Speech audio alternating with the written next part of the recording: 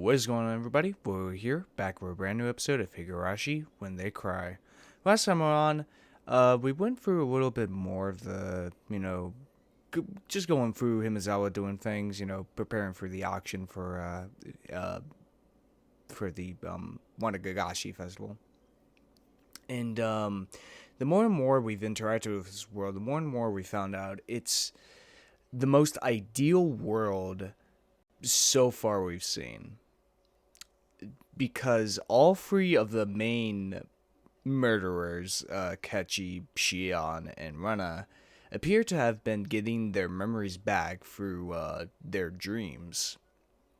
And through that, they have been able to not make the mistakes they would have done in the past, such as Kechi giving the doll to Mion, Shion protecting Sadako, and Rana talking to her dad.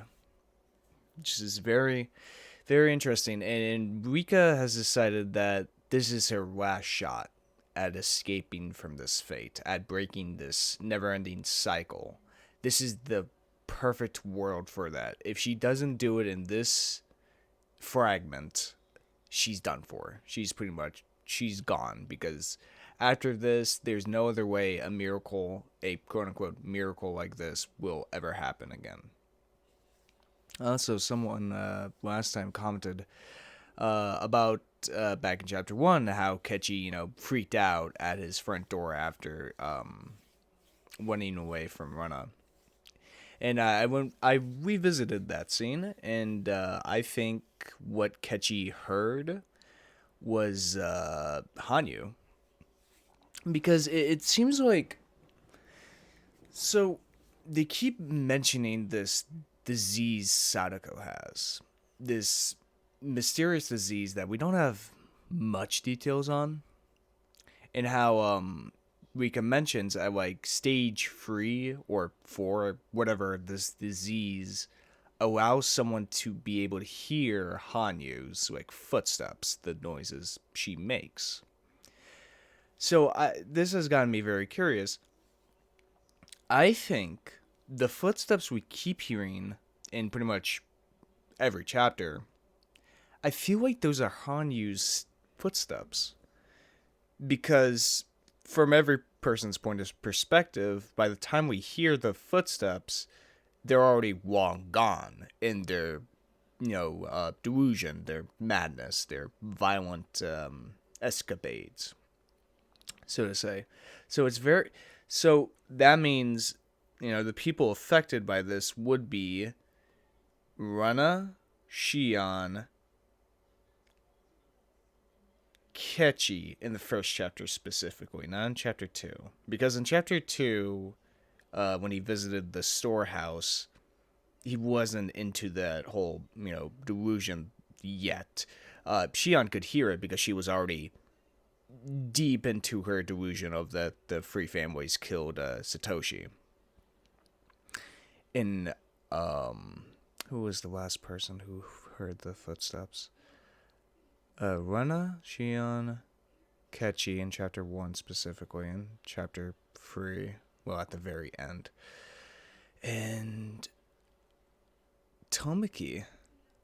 Because you remember back in chapter 2, Tomoki also heard the quote-unquote bumps in the storehouse. Someone was jumping up and down on the storehouse, roof or whatever. Which makes me very interested in Tomoki specifically. So, all these characters must have the same disease Sadako has in order to hear Hanyu.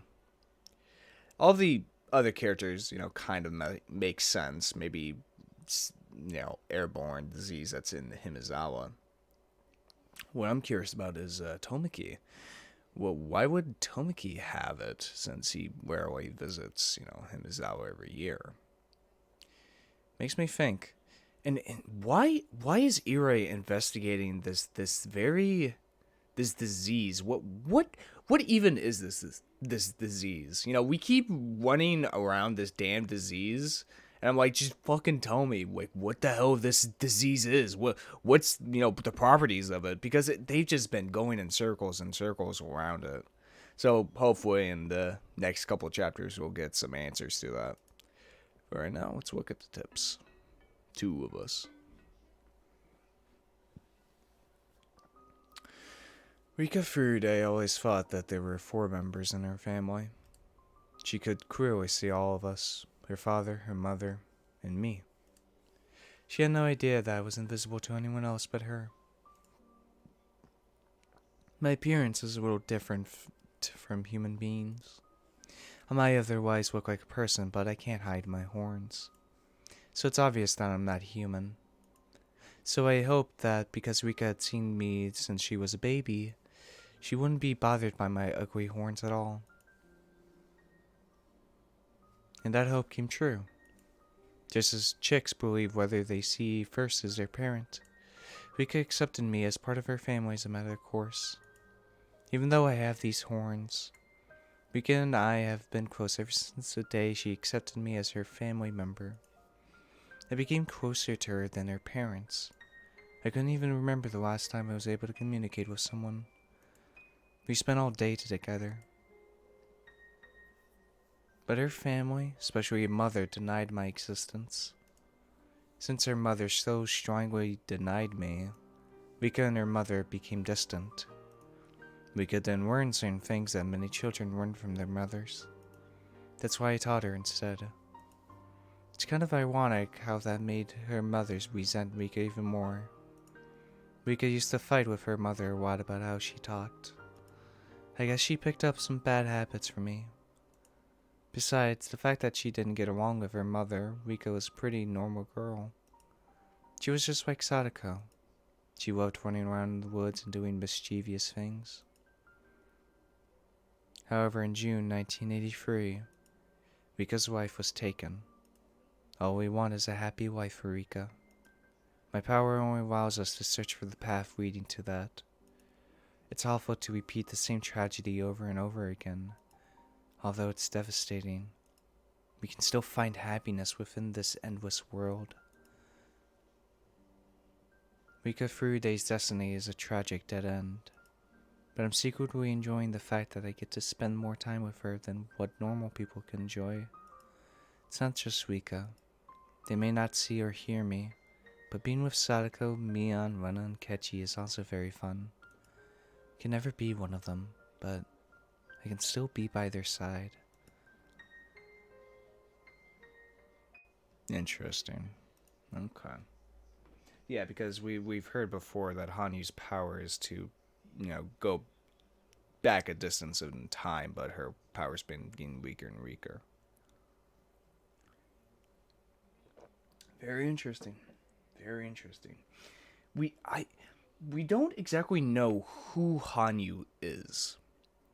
I'm willing to bet, this is what I'm willing to bet, this is Oshiro-sama, as the people would call it. Because, the 7th girl in the 7th generation of girl in the Furude family is supposed to have the powers of Oshiro-sama, or whatever. So I'm going to believe that Hanyu is Oshiro-sama, or what the people believe to be Oshiro-sama. So, yeah, it's very, very interesting. It's very interesting, Hanyu. Yeah, let's continue.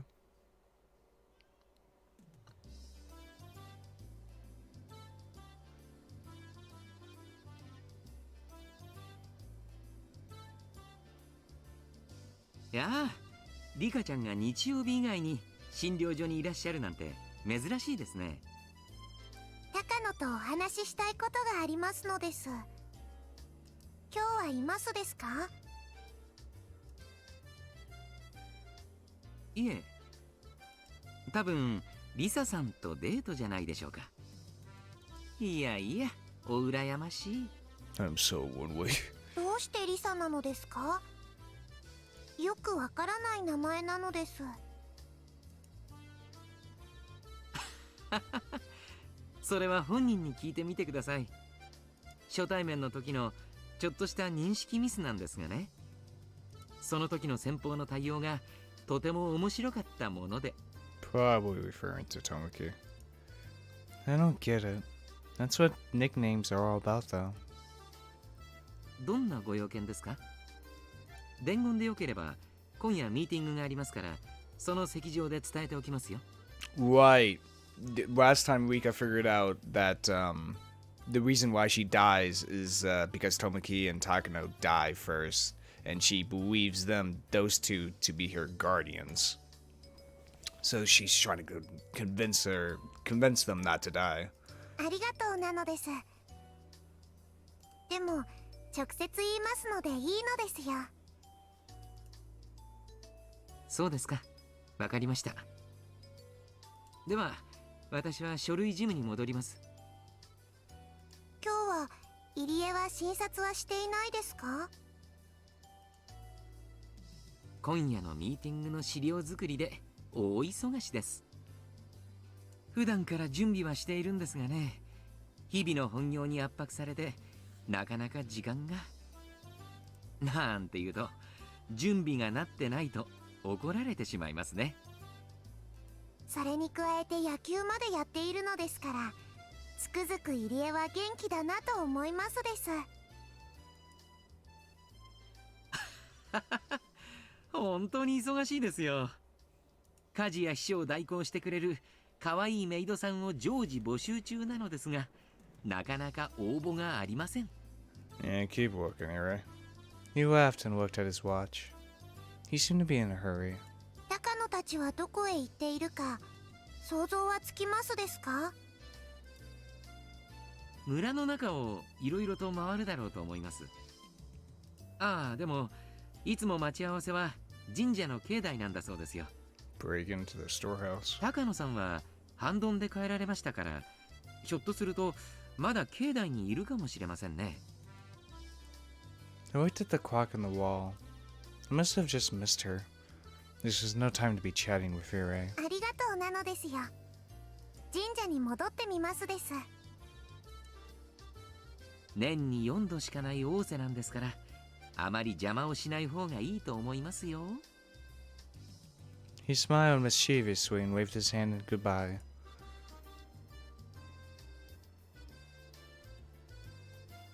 I headed back to the shrine. I was going to park my bike by the stairs that led to the shrine grounds. Sadako and I are only the people who park our bikes there normally, but I saw more than 10 bikes there today. Dang. People must be gathering in the convention room. There are more and more meetings with when the Higurashi festival draws closer. Seeing all these bikes reminded me that summer is nearly here. Most of the bikes were old and beat up. However, I saw two unfamiliar ones parked there. They were sporty mountain bikes with the same design but different colors.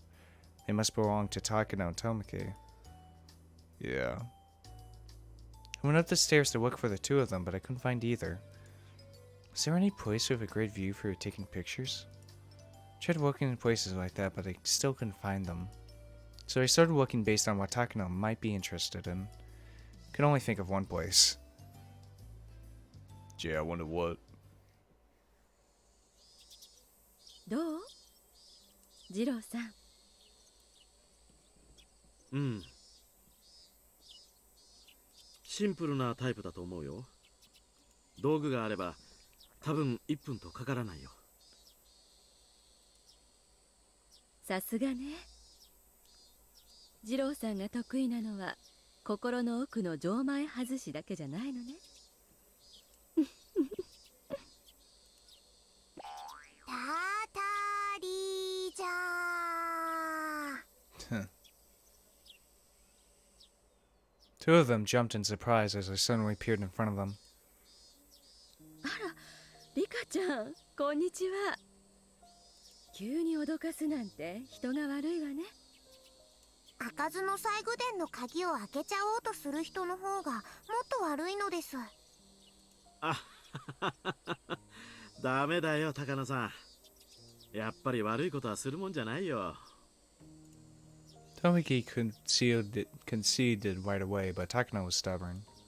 She made up excuses to try and fool me. Based on my previous lives, I knew just how much interest she had in this storehouse. It was actually rather impressive how hard she tried to cover that up. The Uchiho storehouse is full of the reminder of the dark history in Onakafuchi. Contains bloody and vicious tools that Takano is fascinated with. She should have a good idea as to what those things are inside of the storehouse based on what she has been researching. She was making up some story about cultural treasures and such, but it was obvious that she was just making excuses. Tamaki also seemed impressed listening to Takano's phony justifications. In the past, I've tried to conceal what was inside of the storehouse from Takano because I don't want her spreading information about the holy and brutal traditions they used to have in Onagafuchi village. It would be a disgrace. As a member of the Furude family, I can't let that happen. Looking at the history of Onagafuchi in the way Takano does is a painful thing for Hanyu as well. For Hanyu, the ritual storehouse is a special place. I don't know what's so nice about being surrounded by those scary ritual tools, but she feels cozy when she's surrounded by the smell of old times. The storage is like Hanyu's hideout. When I can't see her, she's usually relaxing in there, which lends more credence to the jumping up and down theory being Hanyu back in chapter 2. I don't want Hanyu's happy place to be turned into the bloody, horrifying den of evil Takano believes it to be. That's why I've been keeping Takano away from the ritual storehouse. Come to think of it, why am I so mean to her? It's because I hate her? I should stop feeling that way. I have to keep in close contact with Takano and Tomiki. I won't give up just because it didn't work before. I'm going to try one more time. This world is different from the other ones. I might be able to change their fate, which in turn might change my own. 羽生、高野に最具殿の中を見せてあげようと思うの。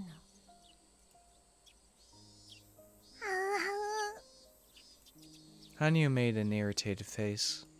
Takano will lose herself in ecstasy if she sees what's inside of there. She'll run around spreading rumors of the bloody history of Onagafuchi. Hanyu wasn't too excited about that prospect. 高野にごまをするわけじゃない。でも話を聞いてもらうきっかけにはなるんじゃないかと思うの。高野は根に持つから、ここで意地悪をすると私の話をちゃんと聞いてくれないかもしれない。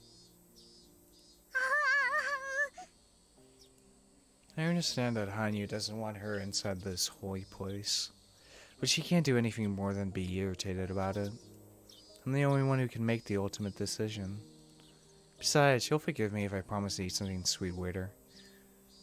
高野、もしも約束を守ってくれるのでしたら、中に入れてあげてもいいのですよ。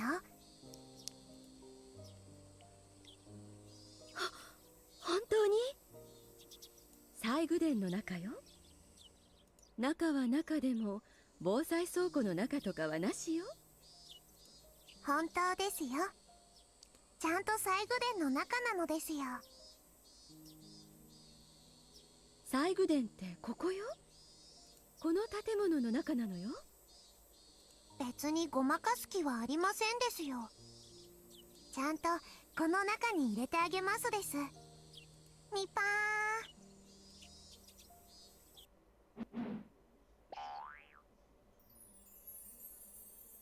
にぱFucking damn emoticon. I had never seen such a big smile on her face before. Now this is a miracle, seeing this face for the first time in 100 years. Tomiki must be feeling the same way. His image of Takano was slowly falling apart as we spoke, I'm sure. No, maybe he just found a new side of her to love instead. Aw. 高野って結構面白い人だったのでびっくりなのです。やっぱりコミュニケーションって大事ね。人を知るのってつくづく難しいと思い知るわ。We remained there and watched Takano spinning in delight for a while. 中には内緒で入れるのですから、他の人に見つかってはいけませんですよ。ああ、そうだよね。高野さんを正気に戻しておくよ。僕はその間に鍵を持ってきますです。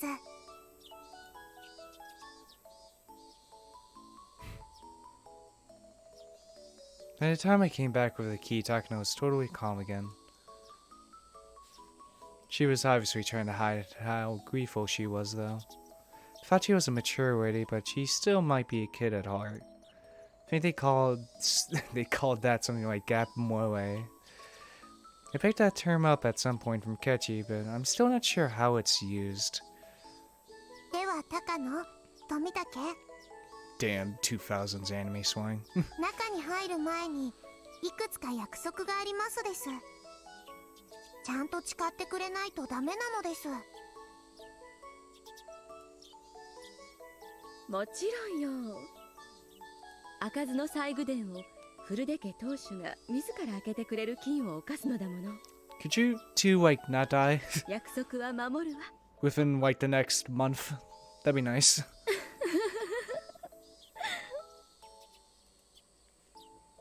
ダメだよ高野さん、ちゃんと真面目にやらなきゃ。失礼ね。私はとても真面目よ。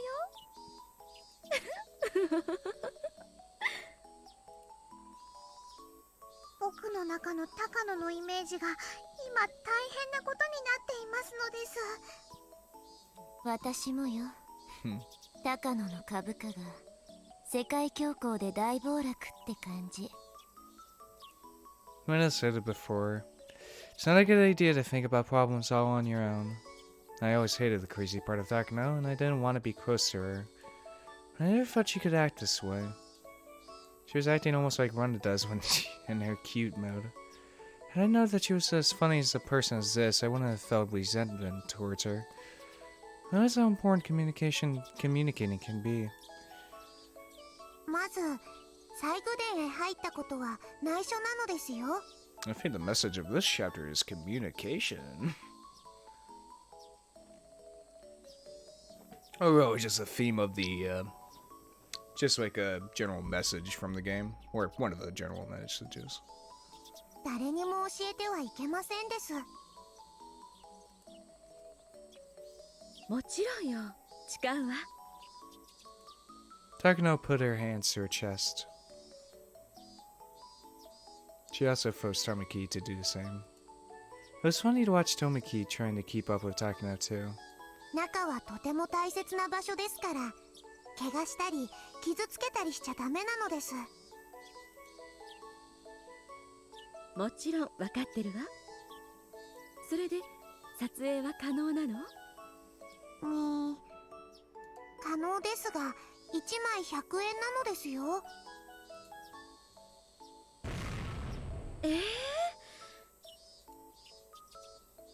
次郎さん、あなた今いくら持ってるかしら？ Why did I actually had a feeling? It's like, Jera, how much do you have in your wallet? 1万円払うとお得な1日取り放題券になりますです。安い。払うわ。次郎さん。They paid me the money for real. Honey seemed excited, knowing that the money could be used for buying desserts. 高野はとてもいい人なのです。あんたも現金ね。Finally got approval from Oshiro-sama, the master of the storehouse. Okay. We'd have no more problems now. So, I think that basically just confirms that Hanyu is Oshiro-sama. Just the way people interpreted her as, you know, as the god. The Oshiro storehouse is behind the building with the convention room. Sometimes people come out for a cigarette break. Can't let anybody see us entering. 大丈夫。誰もいないよ。Tomoki checked out the scene and gave me the signal to go ahead. I nodded at him and unlocked the door. I pushed open the heavy door just far enough for us to sneak inside. 富武が表で待っていると不審に思われますです。え？僕も入るのかい？ He seemed surprised I was asking him to come inside with us. Tomoki, of course, wasn't particularly interested in what was inside the storehouse. I expected his surprised reaction. 次郎さん、リカちゃんが入れって言ってるのよ。早く入って。ああ、わかったよ。Tomoki squeezed inside as Takano urged him. God, this music is actually making me very sleepy. Like, I could totally sleep to this damn music. I turned the light on and closed the door. Then I put the chain on from the inside. Can't wait for in the middle of this episode I just pass out on my desk. If you hear a loud dud and the video goes on for 50 minutes without any noise from me, it's because I passed out. 厳重なのね。錠前が外れていることに気づいた悪い猫さんが入ってくると困りますのです。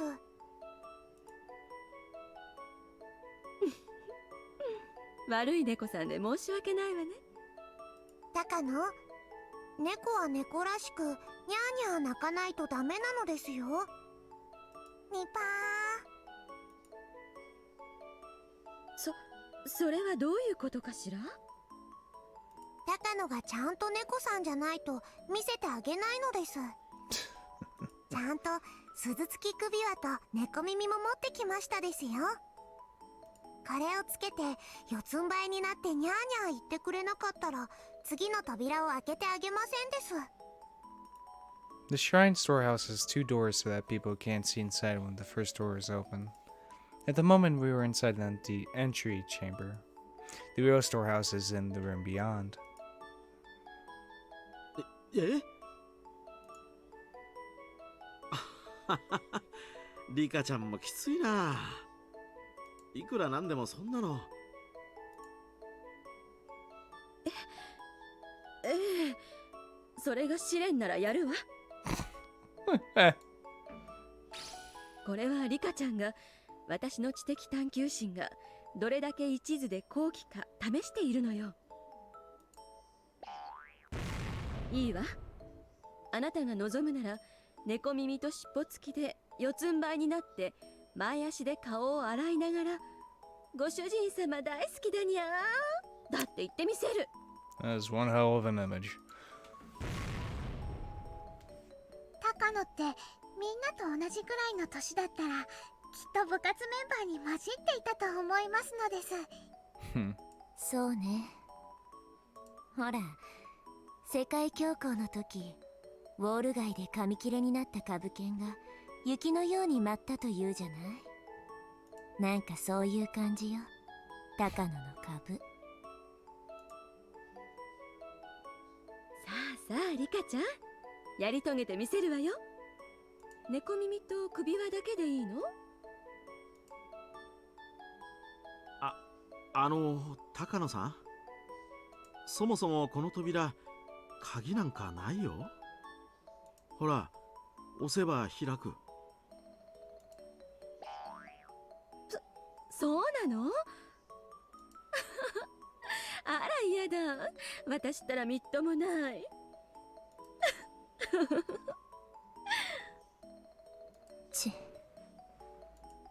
Tomoki has no sense of humor. He just turned off a lot of viewers who were looking forward to see Takano in a cat outfit. Damn it! 冗談はこのくらいにして押せば開きますのです。ニパー。 Once we went through the door, we found ourselves inside the storage area. There were no windows in there, so it was completely dark even during the day. There were several light bulbs hanging from the ceiling, but they were dim and their light only exaggerated the darkness inside. Osho-sama's statue and the altar dominated the center of the room. They were surrounded by tons of ancient torture implements. They were all over the floor, walls, and ceiling. It looked like a torture room, other than just storage for tools intended for one. これはすごいね。Tomoki was rendered speechless. They were nothing like those fake torture movements that they might have seen in a wax museum or someplace like that, like the Iron Maiden, which is famously not an actual torture device used in the Middle Ages. It was, I think, invented in like the 19th century or something. The tools in this room are the genuine articles.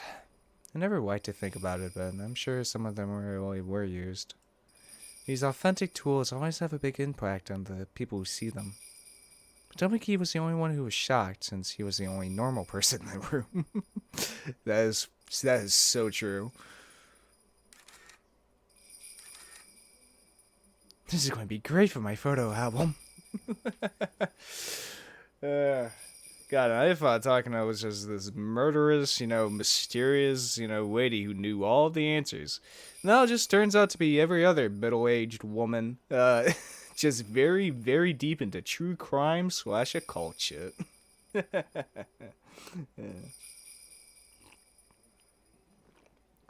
Takano's eyes were sparkling. She was taking pictures while meowing like a cat. This place isn't special to me. Of course I know I'm supposed to treat it like a holy place, but I'm so used to seeing all these things after coming here countless times since I was little. To me, it's nothing but a storehouse with a lot of old stuff inside.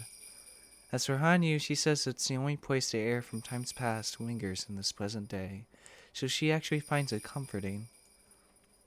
I get in a good mood when I come here because Hanyu gets in a good mood. This is a relaxing place for her. As I watched Tomoki's reaction, I noticed how totally off my values are from normal people's.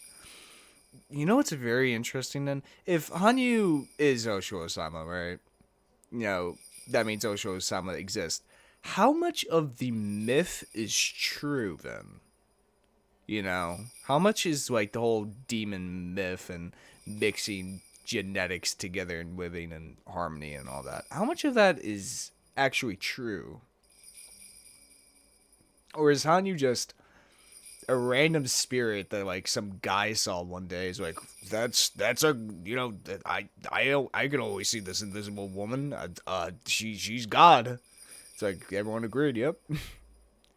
So I wonder how much is true from the myths of Osho-sama.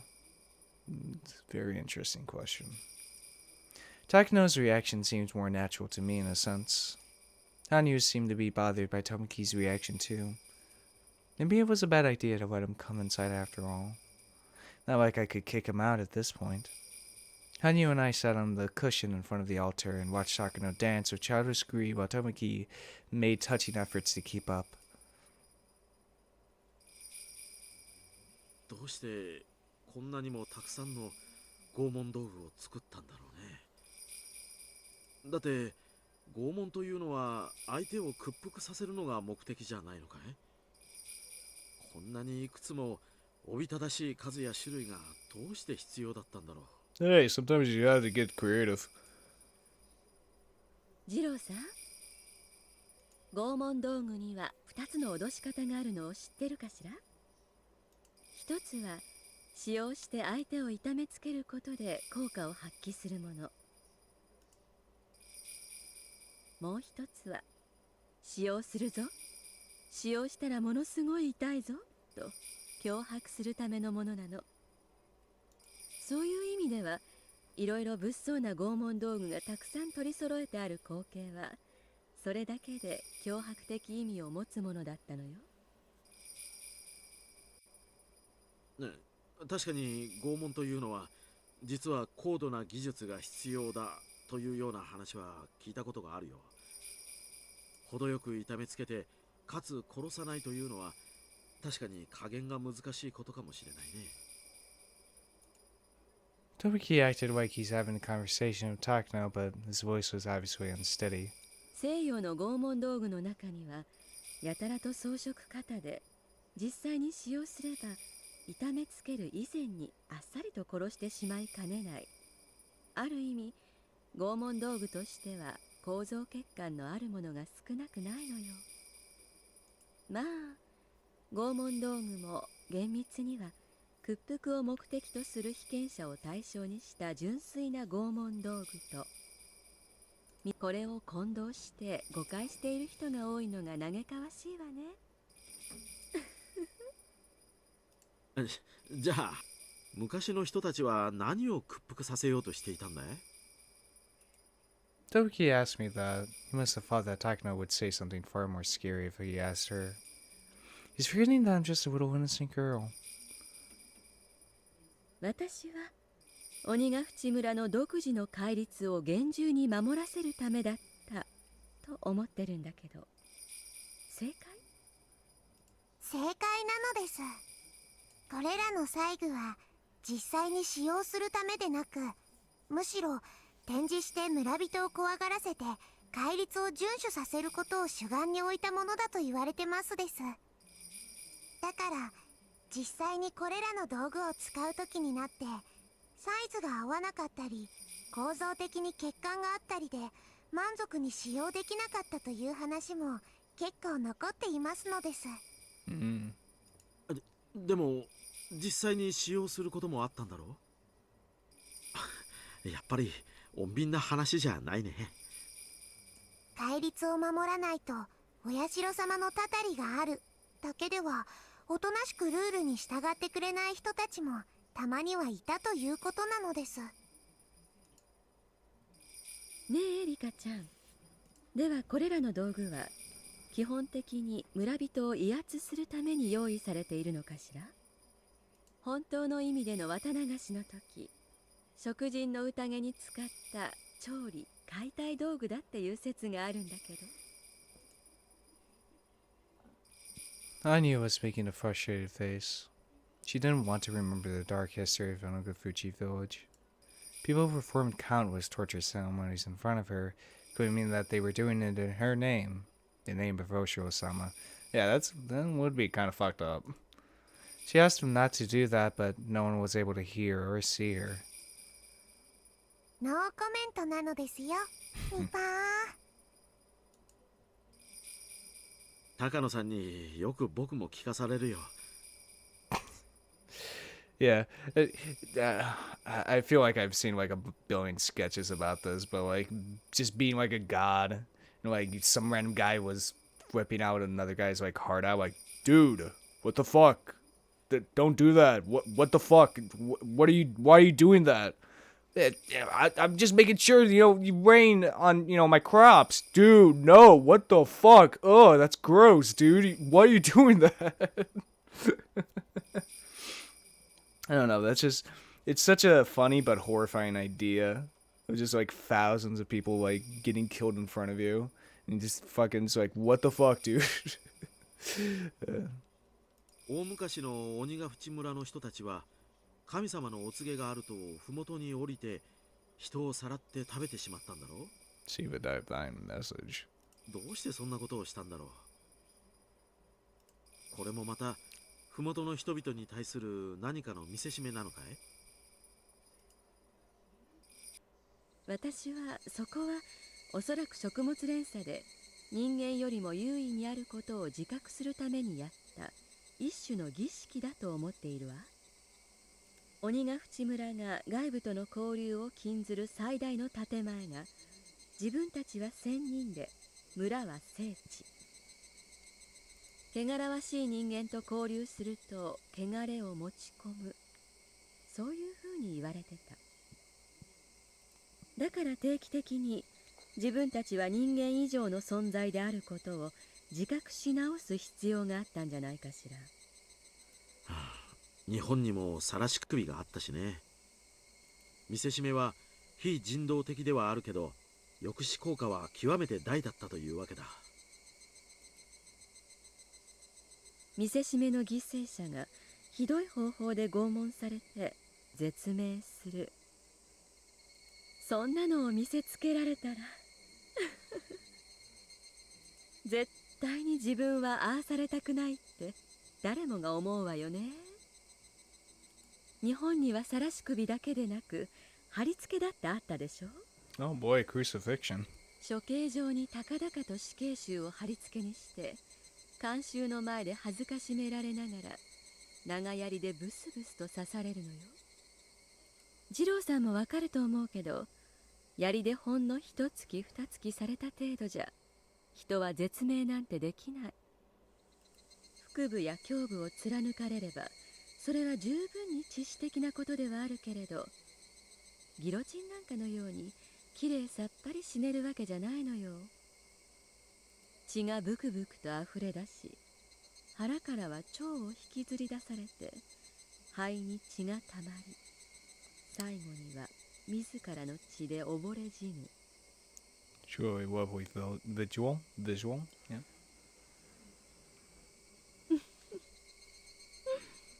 そんな緩慢な死を思えばギロチンなんて人道的な発明よね。 Oh yeah, at least with a guillotine, it's instant. そうそう、知ってる？ギロチンってね、貴族のために生み出されたんですってよ。 Yep, whole French Revolution. 銃殺や公主刑よりももっともっと綺麗にあっさりすっぱりと死ねるように生み出した死の際まで特別扱いしてもらえる貴族のための処刑道具。フランス革命末期の恋愛を描いたなんとか物語っていう白黒映画があるんだけど、ラストのギロチンシーンは圧巻よ。観衆の嘲笑を浴びながら数珠つなぎの貴族たちが一列に並ばされて、次々と一台のギロチンで処刑されていくの。ちょん、はい次ちょん、はい次ちょん。人間の死がわずか一瞬でベルトコンベヤーの上の工場生産のように量産されていく。神父のお祈りも最後に言い残す言葉も何もなしよ。ちょん、はい次ちょん。もうそんな一瞬の死じゃ見せ物にならないからね。誰も個人の死に感情を抱かない。観衆は一人の死を見てるんじゃなくて、何十人もの貴族が長ネギをスライサーで削っていくみたいに手際よくちょんちょんちょんと跳ねていく。そのちょんちょんの連続性をショーとして面白がるわけ。それに比べたら一人の人間をじっくりいじめ殺す方がよっぽど個人を尊重しているとは思わない？そんな濃密な死と拷問で飾り立てられたのがこのお社様という存在なわけ。 Tekno raises her hand to honor the statue of Rosho-sama. お社様という存在は結局人間が生み出した偶像なの。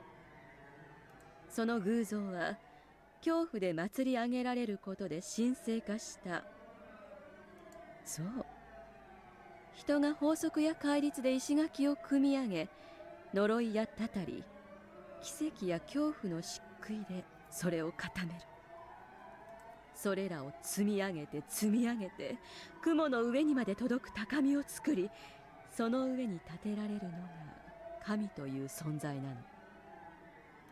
神は人が欲するゆえに人が生んだ人の手による存在。つまり人が人を恐怖で支配しようと思った時に生まれる純粋な恐怖と血と拷問の結晶。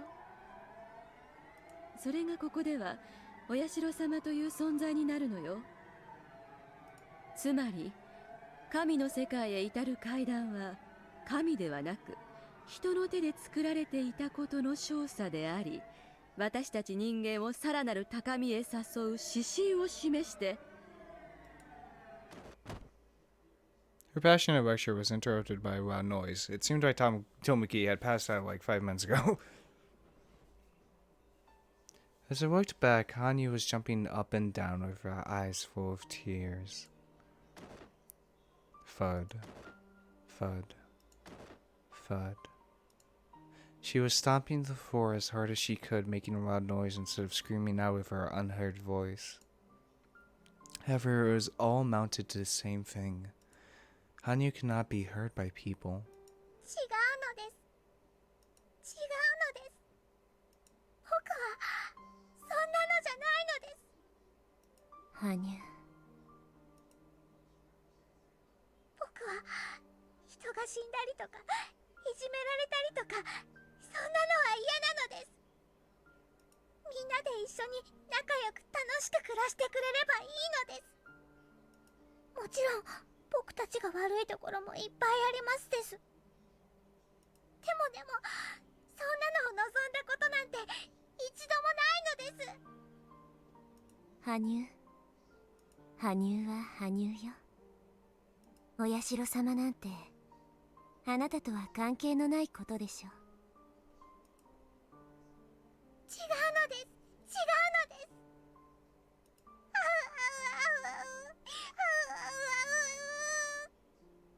高野は嫌いです、嫌いなのです。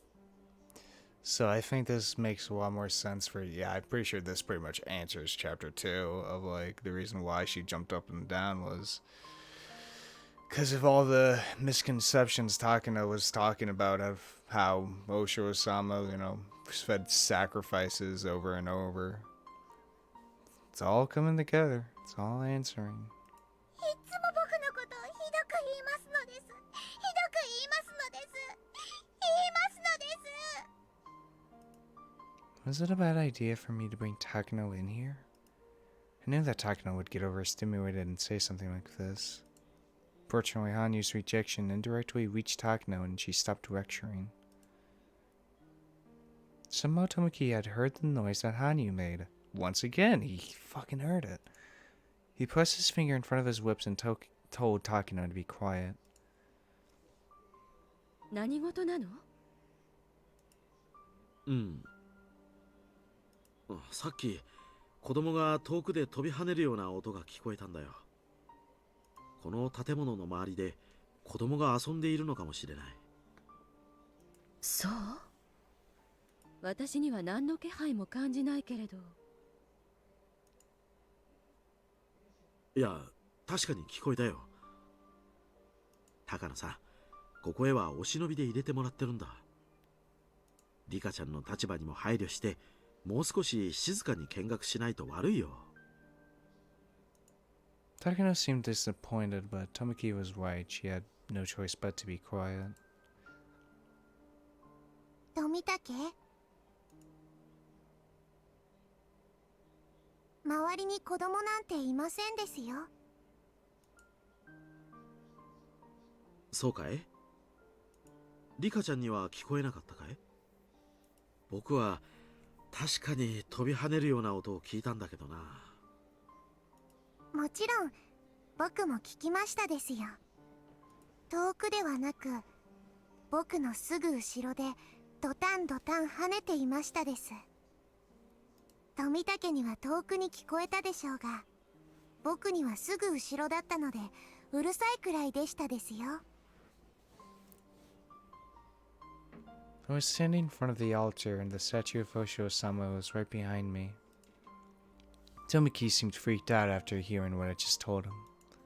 Although he was trying to fake a smile, his face was turning pale. However, Takano didn't seem scared at all. 高野、西宮殿の中でお社様を怒らせるようなことを言うのは禁止なのです。お社様がとても怒っていますのです。その声が聞こえませんか？ It's fortunate that she can't, to be honest. Even if she heard it, it would be nothing but tears. My job as a shrine maiden, to begin with, is to tell humans what Osho-sama is feeling. I'm responsible for speaking on Hanyu's behalf. Takano must have realized I was very serious about what I just said. She apologized to me right away. ごめんなさい。いささか調子に乗りすぎたわ。お社様もごめんなさい。人が崇めればそれは神。たとえ私が崇めなくても神聖は侵されない。面白半分に冒涜したことを謝るわ。お社様は甘いものが大好きなのです。僕を経由してお供えしないとたたりがありますですよ。Tomoki couldn't help but smile. Takano also smiled. She bowed to me, promising to bring up over some cream puff soon. Takano finally stopped saying bad things about Osho-sama. She also promised to bring me something sweet. Hanyu was still upset, but she was probably satisfied for the moment. But I didn't know what she meant by the three fingers she was showing to me. She told me to ask Takano for that too. Being her shrine maiden is not an easy thing. お社様はシュークリームは最低でも3つ欲しいと言ってますですよ。僕が食べたいわけではないので誤解しないでほしいのです。 Could you imagine? You go to church and the priest is like, could you guys like bring me like what do you want? 3 bags of Doritos and some Mountain Dew. It's God asking for that, man, not me. Come on.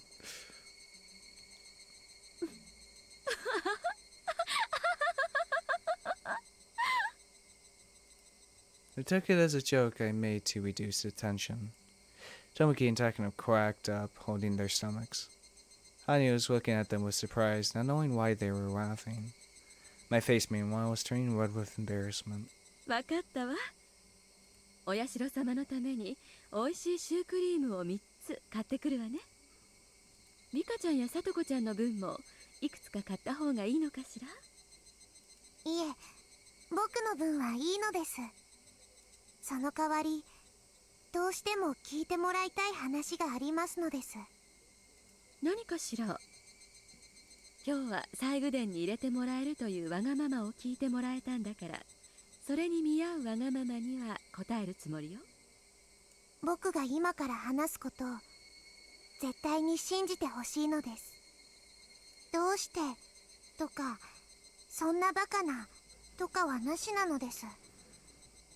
だから絶対に信じて運命に打ち勝って私を助けてほしいのです。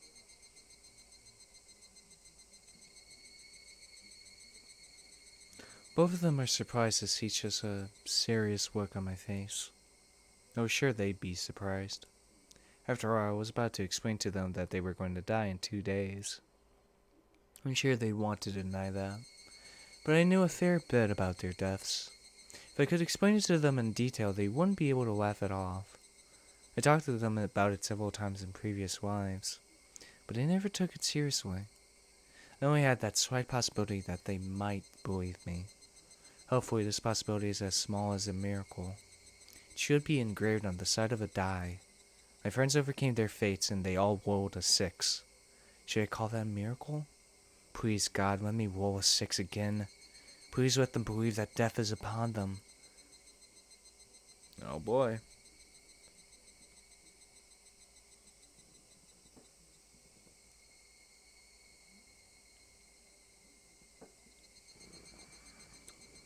Will they be willing to believe? Oh. Oh, so Erie's perspective. Irie turned the light on as soon as he finished his presentation. There were about 8 men wearing lab coats inside the meeting room. The man sitting at the far end was the only person without one. Upon seeing Irie finish his speech, he clapped his hands several times. Having noticed his applause, the other men in the room soon followed suit. それはよかった。 What the fuck? 本当によかった。 Huh? You know what's very funny? I saw the portrait before I saw the name. I was going to be like, damn, did they use the same, like, model for Tomoki? And I'm like, oh, wait, that is fucking Tomoki. What the fuck? Oh, yeah, he always wears a fucking hat. Yeah, it was his goddamn hair that threw me the fuck off. It was because he's always wearing a fucking hat. この度の成果は個人的にもとても満足できるところです。He has a visitor pass on his, like general jacket, like military jacket, actually. Infectious disease surveillance center, even though it's spelled with like a P. How much you want to bet that was actually written in English in like the original Japanese movies? Because yeah, they so fucking misspelled center, fucking CP, yeah. Infectious Disease Surveillance Center. Okay, interesting. Shit, what was I right about Tomoki being like part of the military because of his damn dog tags? I mean, come on, this is a military jacket. Anyway, you fucking like look at it. 入江先生の献身的努力の賜物ですわ。いえいえ、優秀なスタッフの協力があればこそです。すべてのスタッフに感謝します。これで完全治療のめどが立ったと言えるでしょ Cured of what? う。まだいくつかの詰めは残っておりますが、それは時間と予算が解決する問題です。それにつきましては、よろしくお願いいたします。しかるべき人員と予算があれば、おそらく3年以内。61年度までには完全な医療体制を確立できると思います。Okay, probably the same disease Sadako has. 今後の課題は、専門知識のない医療機関でも容易に対応できるパッケージ的な治療方法の確立と、より安価で簡易な検査法の確立です。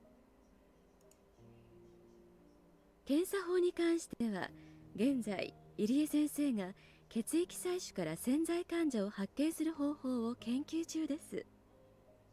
この方法が確立すれば一般的な健康診断と併用できますので、相当の低コスト化を実現できると思われます。それは素晴らしい。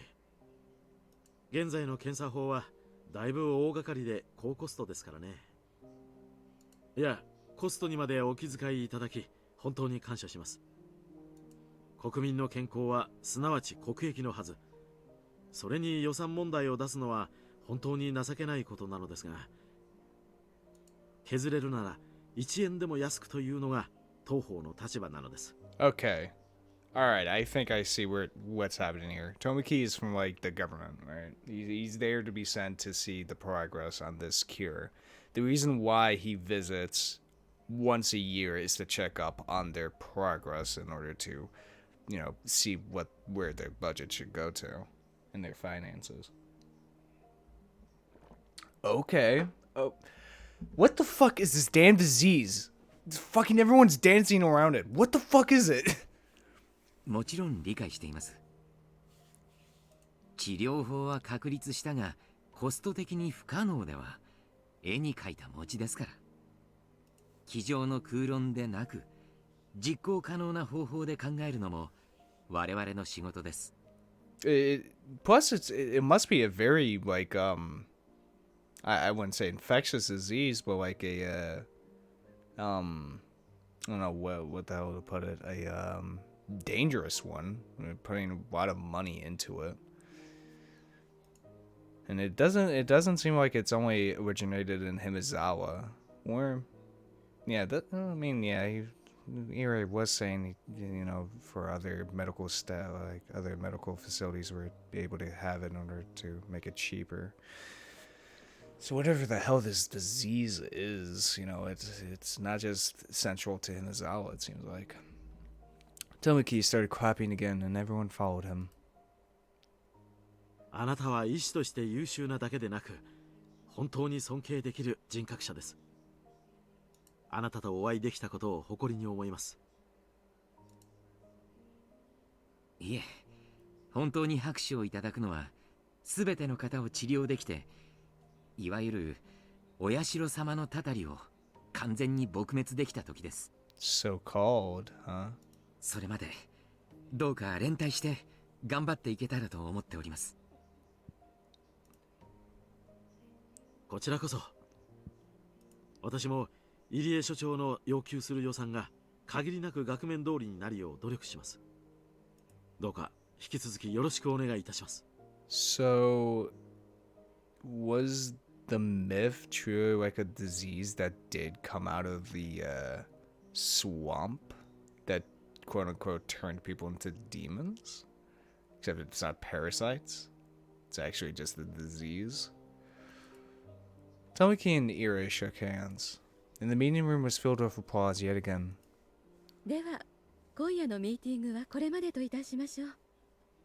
明日は皆さんもお待ちかねのメインイベント、予算ヒアリングです。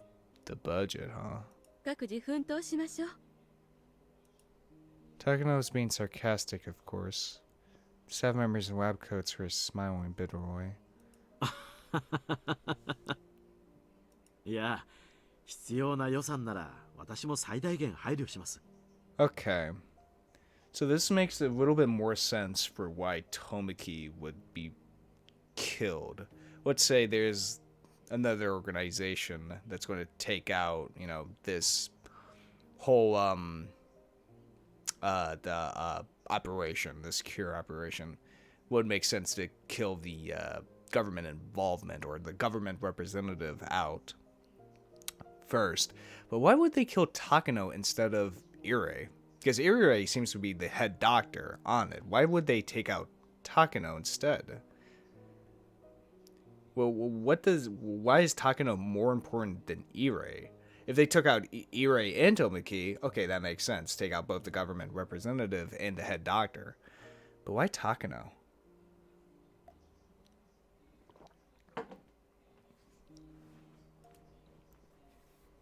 私は本当は皆さんの味方になってあげたいくらいなんですよ。ですが、上に説明するのも直接怒られるのも僕ですのでね。申し訳ございませんが、しぶしぶ厳格に審査させていただきます。Okay, so at least we're getting a motive to why Tomiki was murdered. Some base motive, maybe. At least a reason why to kill a quote-unquote random photographer. So, what would killing Tomiki accomplish for this other group? It's the question. どうかご協力をよろしくお願いいたします。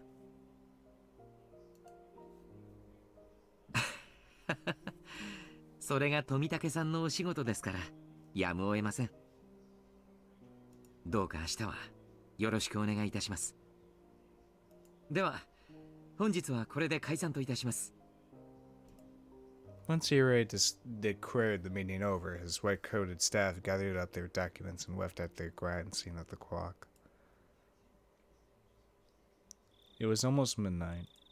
The staff who were off tomorrow might be alright, but those scheduled to work needed to sweep soon or it would hinder them the next day.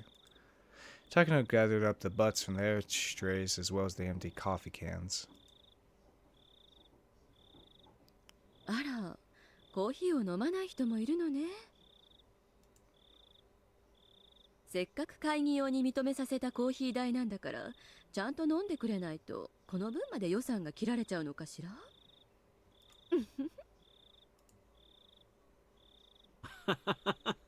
ひどいな。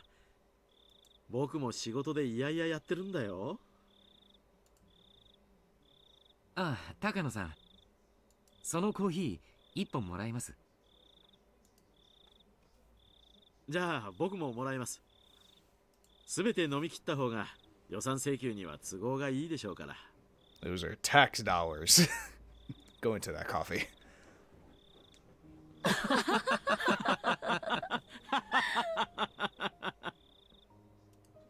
Two of them seemed more relaxed with the other staff members gone. Tomiki and Ire loosened their collars in a sigh of relief. リカちゃんとサトコちゃんたちはお元気ですか？先週聞いた話では、サトコちゃんの検査結果が一時期良くなかったように聞きましたが。あれは取り越し苦労のようでした。急に暑くなりましたからね、体がびっくりしてしまったんでしょう。最新の検査結果では非常に安定した状態に戻っています。入江先生はさとこちゃんには特に熱心ですからね。そんなことはありませんよ。医師たるもの、すべての辞める者には公平に全力を尽くします。そして私に感謝してメイドさんになってくれればなお素晴らしいのですが、いやはやなかなかそうはなりませんね。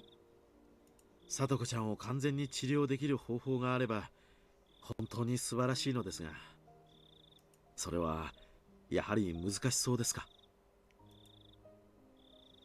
サトコちゃんのように一度でもレベル5に至った場合、幻覚症状の再現、いわゆるフラッシュバックに近い現象が起こりやすくなります。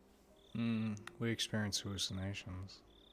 これは厳密には病気によるものではなく、精神の中に育まれる正常な防衛反応なんです。厚物に懲りてナマスを吹くということわざにもあるように、過去の経験を積極的に生かそうとする正常な反応なんです。つまり一言で言えば心的外傷のことよ。しかも前頭葉に直接ダメージを受けていることが考えられるので、一般的な心的外傷よりもずっと繊細なカウンセリングと長期の投薬が必要でしょう。 Jeez, damage to her frontal lobe. Fuck. 病気は治療できても心の傷は治せないということかい？ Interesting. So the level 5 stage we experience is hallucinations, which you could bake I can tie it to Rena's hallucinations in chapter 6 with the old worms in her veins and specifically her neck and her trying to whip it out. 心的外傷に苦しむ人は社会にも大勢いる。その中の一人に混じれるだけでも、かつてのさとこちゃんの症状を思えば奇跡的な回復なんだしね。糖尿病などと同じに考えてください。不治の病ではあっても症状を抑えて元気に生活されている方も大勢います。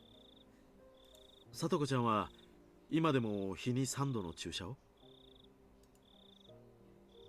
いえ、だいぶ調子が落ち着いてきましたので、今は日に2度です。3度に比べればだいぶ負担は軽くなったと思います。最初はだいぶ嫌がったんだけどね。Yeah, this damn disease is also dangerous enough to warrant 3 fucking shots a day, not a week, a day. So whatever the fuck this damn curse of Oshiro-sama or whatever originated from the damn swamp.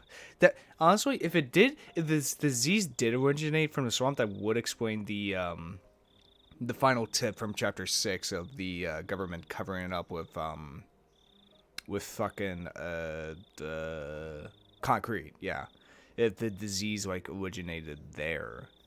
So that poses the question: what exactly was the gas week or the gas disaster of Himizawa? Was it really a volcanic gas, or was it a major buildup of the disease that was spurted out through the swamp in a gaseous form?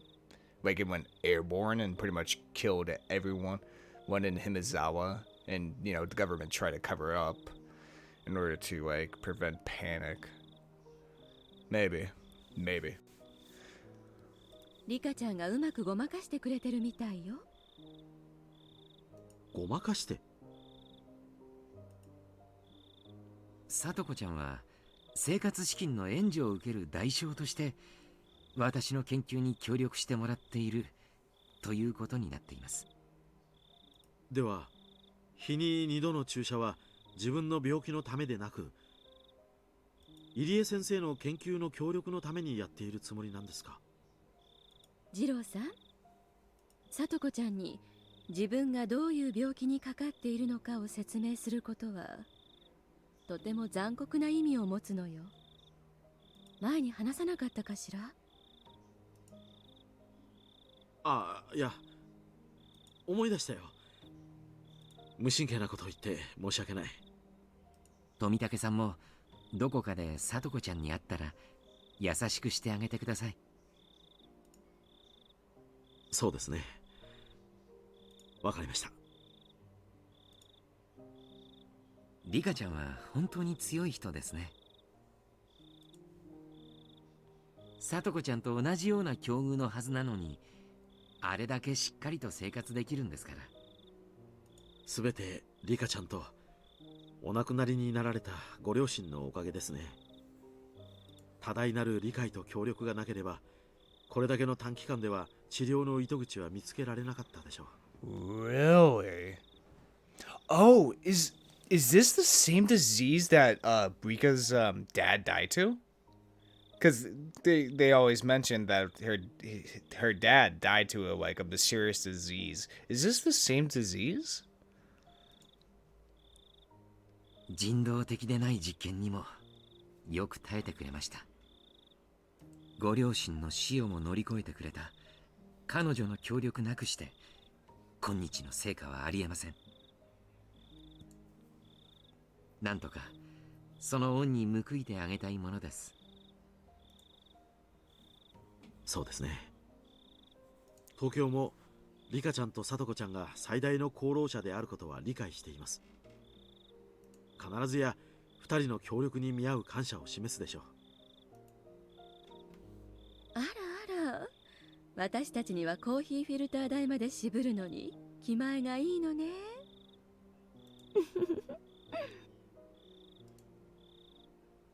だからそれをいじめないでほしいな。昨年の話は高野さんに根を持たれっぱなしだよ。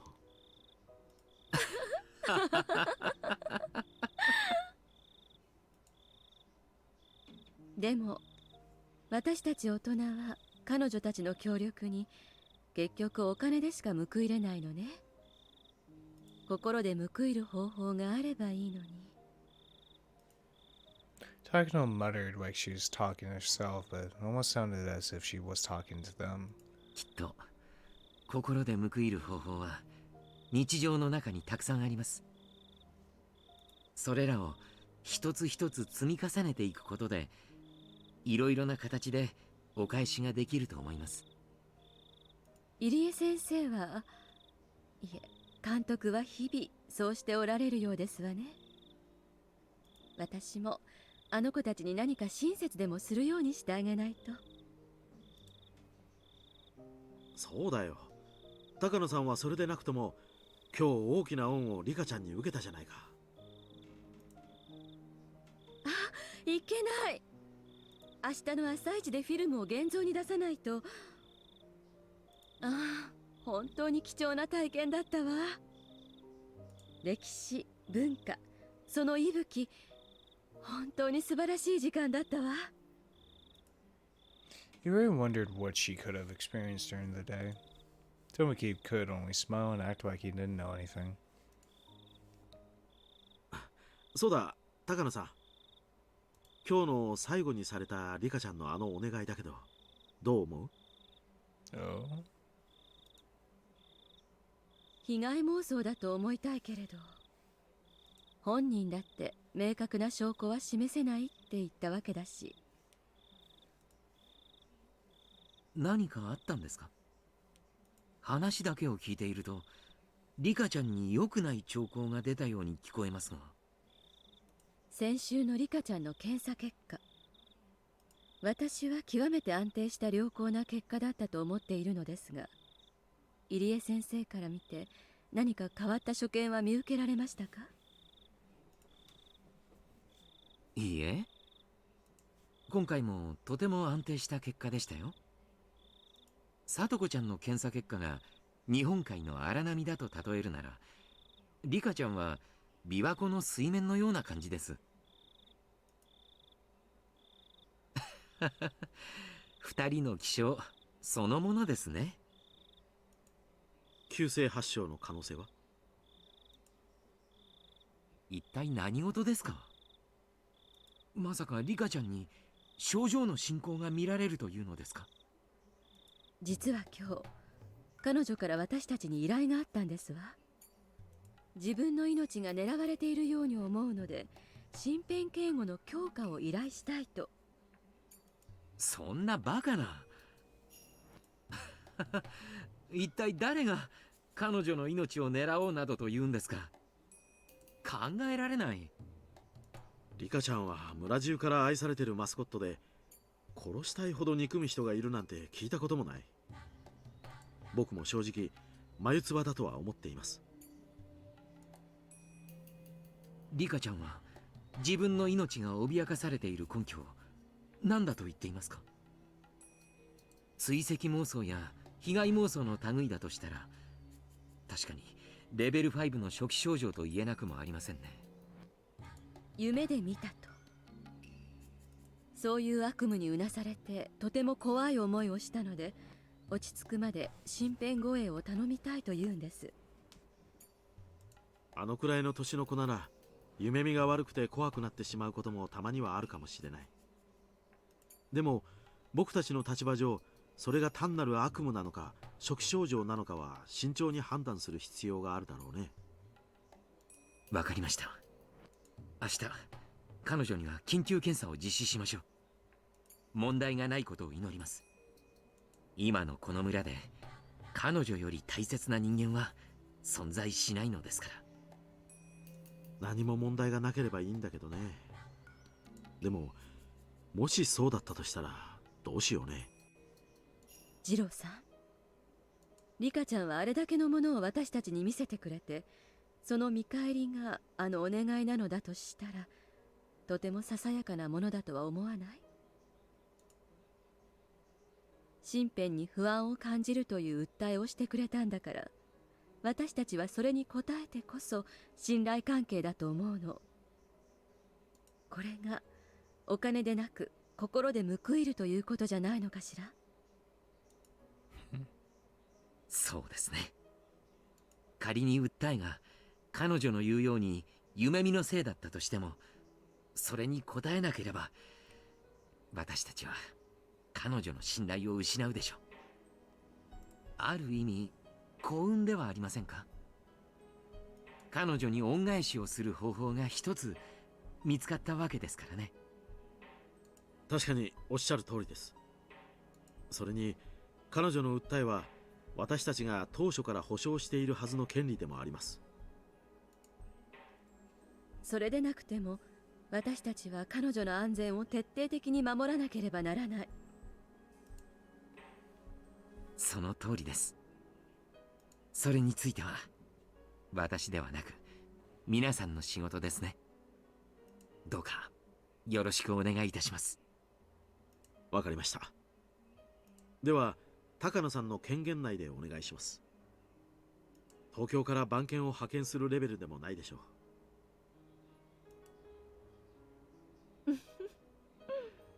フルでリカが夢にうなされたので派遣をお願いしますなんて言えませんものね。了解しました。 Bloodhounds, probably a special group of soldiers. 山犬に最低4名の24時間警護を命じます。 Mountain dogs. There that fucking word is. Okay. So mountain dogs is probably like a military squad or whatever. それはすごいな。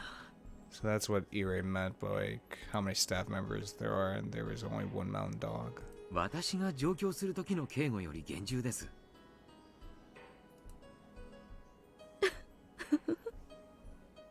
だってリカちゃんにはそれだけの恩を受けちゃったんですもの。そりゃもうすごい警護をつけるわよ。リカちゃんの暗殺を企むような奴らは絶対阻止。山犬の再生鋭を護衛につけるわ。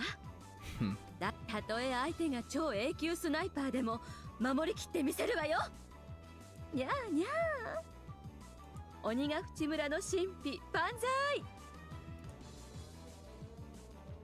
高野さん、何かいいことでもあったんですか？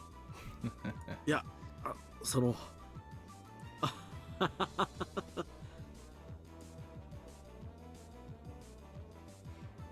Wow, we actually learned quite a bit from that. Okay. Damn. Okay.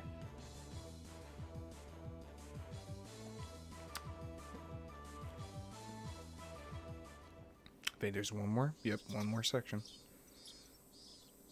Yeah, I did have like, it did have thoughts of like Tomoki being in the military because, you know, dog tags, but I didn't know he was really the fucking government representative backing, giving the funding to this research. I would have never fucking guessed. But we do have now a kind of reason why Tomoki would be killed. Do have a reason why, at least. After looking through the items that had been donated for the auction, we had realized that there was nothing kids would be interested in. Ketchy insisted that the show wouldn't be a success unless there was something that kids would beg their parents to buy. He's probably right. For that reason, we went to the toy store again today. We were trying to get the owner to donate something that would interest all the kids attending the festival. なるほどね。うちも先日のみんなのおかげで売れ残りをじゃなくていろいろとゲームを売ることができたからね。協力したいのは山々なんだけど。バッチャは叩き売りオークションが大人も子供も楽しめるイベントになることを大いに期待しております。ダメかな、吉郎おじさん。本家の大ババ様に期待されちゃあな。わかったよ。なんとか協力するよ。断ると大晦日にどんな嫌味を言われるか怖いや。すげえな。ミオンとこのばあさんって本当に偉いんだな。私は会ったことありませんけど、怖い人らしいんですのよ。シオンさんが言うには、趣味は人の生爪を剥がすことなんだとか。Very true, actually. それはしーちゃんが脅かしただけだよ。レナはみーちゃんのおばあちゃんをよく知ってるよ。とっても優しい人なんだよ。礼儀正しくしてれば。I'm impressed that she can refer to that monster as a nice lady. 礼儀正しくないと怖いのです。あと、敬語の使い方が間違ってる人にも怖いのですよ。ニパー。それは私には優しくないという意味ではございませんの？ゲイちゃん、話ついたよ。決まり。His laugh was a painful one. どうして村人はミオンの言うことを聞きますのですか？そりゃ、園崎本家の意向に決まってるじゃない。ミオンはその園崎本家のお姫様だもの。誰も逆らえないわね。リカもフルデ本家のお姫様なのですよ。ありがとう。The members of Sonosaki branch families who own businesses usually get their funding from Mion's family. They can never go against the will of the main branch. The Sonosaki family made a fortune on the black market after the war, and they invested those funds as capital into businesses run by their family and the villagers. They charge almost no interest and require no cosigners or collateral. So as long as one gives a proper explanation, they'll be provided a notable sum. The money has to be paid back, of course, but it's rent between family and community. They're willing to make some adjustments if one goes begging. For that reason, everyone is borrowing money from the family. That, more than anything, is why they can never refuse a request from Mion. よーし、じゃあみんな手分けしてこれはと思うものを探してくれ。探し方のコツとしては、できれば大きいものの方がいいな。例えばトランプを一箱叩き売りしたって迫力がないだろ。でかいものの方が迫力があっていいもんな。つまり大きくて高いものを狙い撃ちなのです。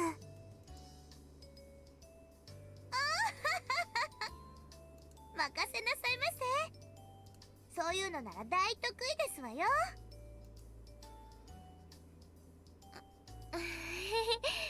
みんなお店のおじさんの顔色を見ながら選ぼうね。うわー、レナ見て見て、このぬいぐるみかわいいかわいい。 And there goes morality out the window.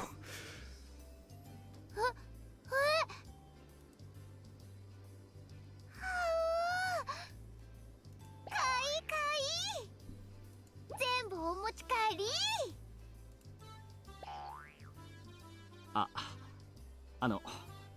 みんな少しは加減してね。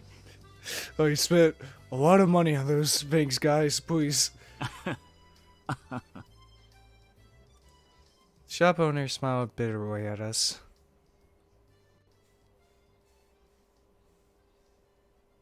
ケイチ君、これは何だろう。ブランコって書いてあるよ。ブランコって公園のブランコ？うわ、重たい。ああ、組み立て式のブランコだろ。庭や室内に置いて遊べるはずだ。公園のブランコのようなダイナミックな遊び方はできないけどな。小さい子が遊ぶには十分だよ。Oh yeah, one of those things. まあ最初のうちは面白いんだけどな。そのうち飽きて使わなくなると洗濯物を干すのにちょうどよくなるんだよ、これが。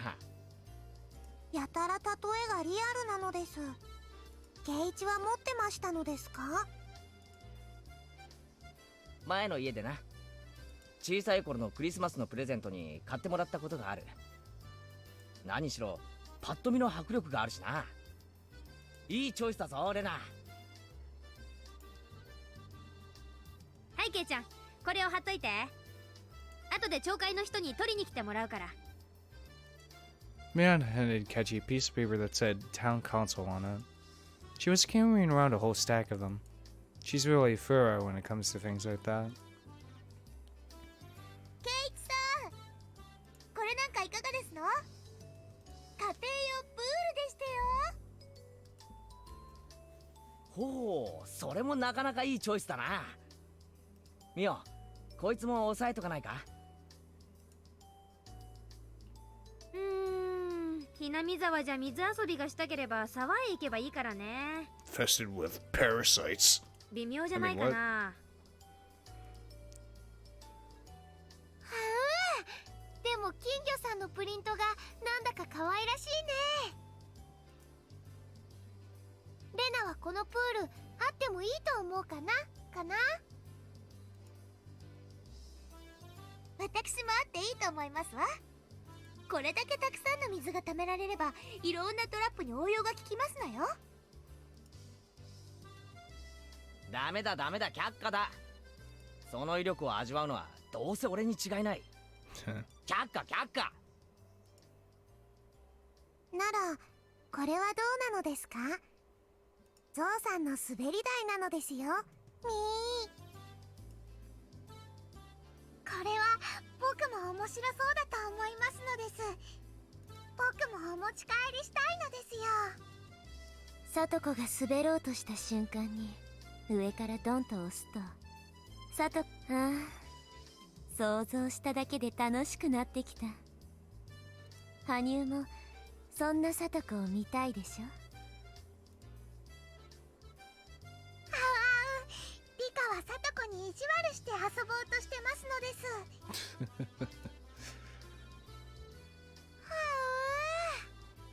それもいいね。お持ち帰り。はいはい、売約済みっと。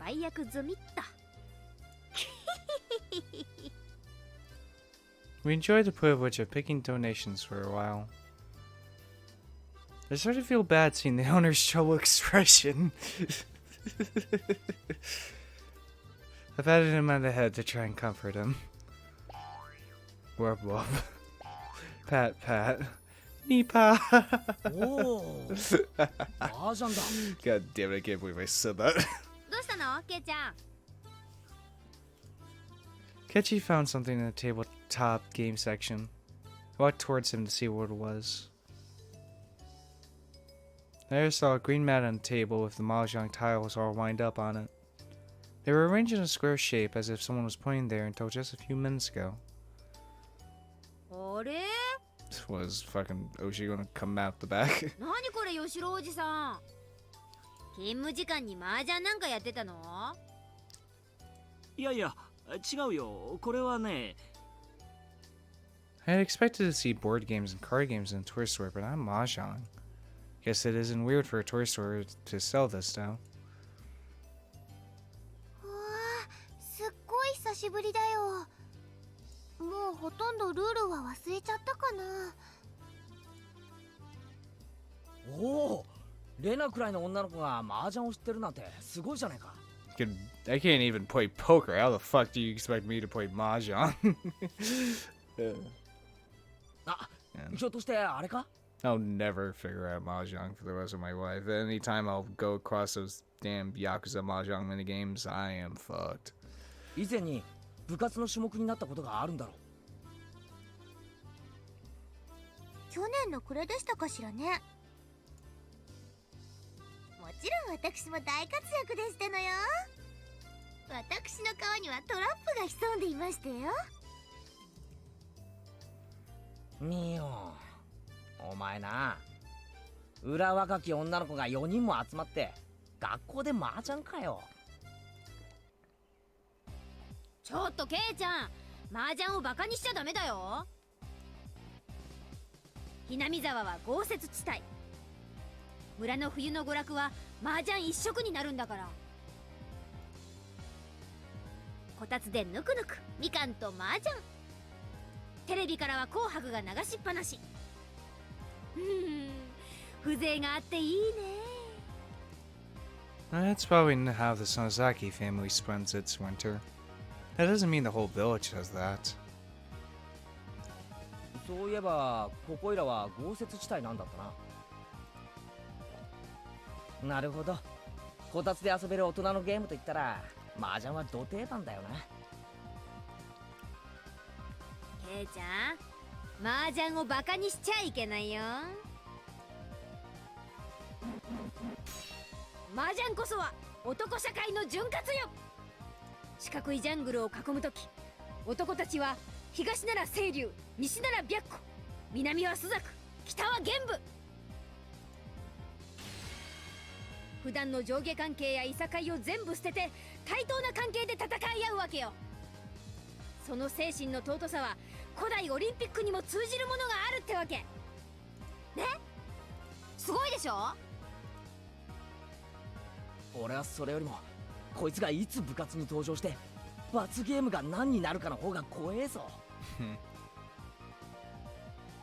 ケイチ君は麻雀わかるの？親父が好きでな。お客さんが来た時メンツが足りないと無理やり入れられてたよ。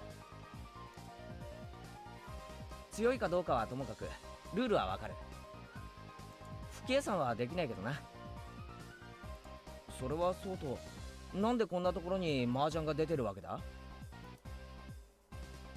Everyone looked at the owner. いやね、お昼に来たお客さんと話してたらツバメ返しができるっていうんで見せてもらったんだよ。ツバメ返しだって？麻雀史上究極の荒技イカ様じゃないか。Yes, of course I do that. Yep. 古代中国にて伝説の達人が編み出したという中国拳法究極の技。その威力は宝具と同じとまで言われ、あまりの恐ろしさに時の皇帝によって葬り去られたと聞いていたが、未だ使い手が実在したのか。ちなみにこれは親父の受け売りなので真相は保証しない。ツバメ返しって宮本武蔵だっけ？麻雀とどういう関係なのかな？ Wait, Musashi? 手牌と山牌を瞬時に入れ替えてしまう大技なのですよ。ミパー。おいミオン、なんでお前はこういう痛いけな子にそういう悪い知識を吹き込むんだよ。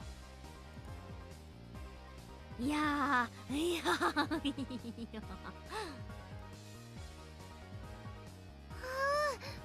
たいな。誰かやってみせてよ。リカちゃんはできるのかな？知ってるだけでできませんです。さとこが一時期練習してましたですよ。ちょっと待て、サトコ。お前その年でそんなのを練習するんじゃない。戦う前からトラップは始まっているなんて雰囲気は確かに聡子の得意としそうな雰囲気だね。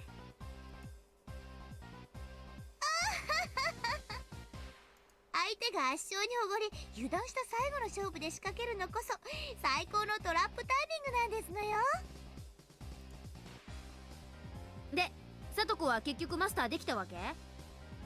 練習はしてたんでしょ？実戦ではとても使えませんわね。練習でほんの何度かできたことがあるっきりですわ。へえ、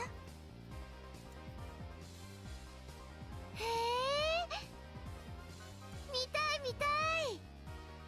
さとこちゃんやってみせてよ。みー、僕も見てみたいのです。仕方ありませんわね。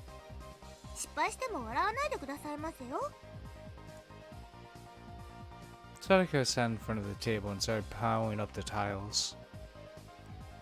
さとこはそんなすごいことをできるのでしょうか。さあ、どうかしらね。成功すればすごいし、失敗しても可愛いし。照れてるさとこが可愛いから、私は実は成功失敗はどうでもよかったりして。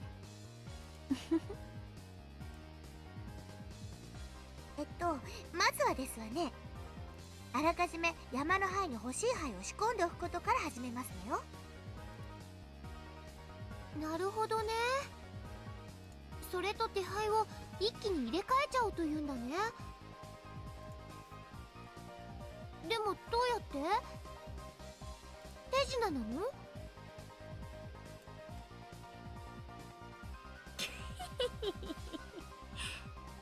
だからね、手灰と仕込んだ灰を一気に入れ替えちゃうわけよ。ぜひ実際にアニメーションか何かでご覧に入れたいシーンなんだけどね。文章での中継なのでそのあたりは想像で保管してください。I don't even know fucking what this technique is. ミーが誰に喋ってるのかわからないのです。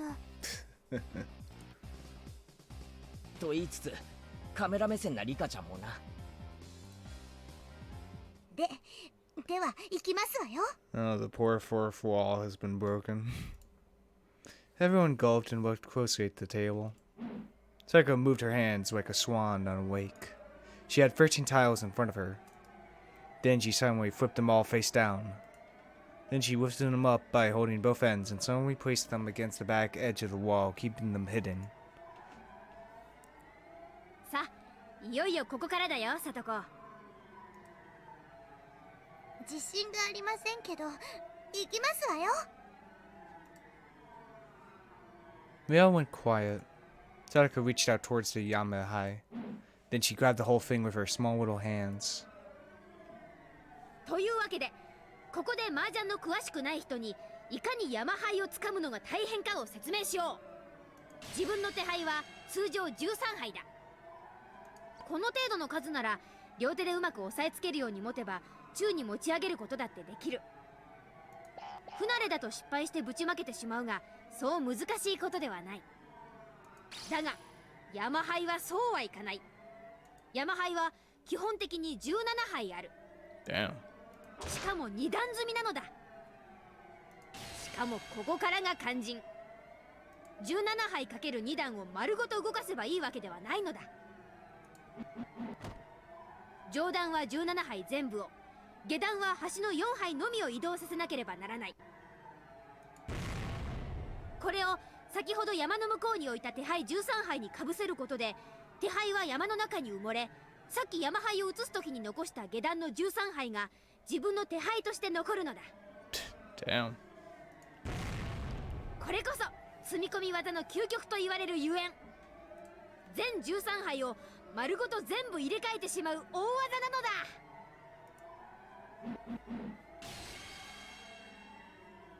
さとこ、しっかりなのですよ。I could see Sadako trying to concentrate. She was supposed to be doing this more naturally since it's a technique for cheating.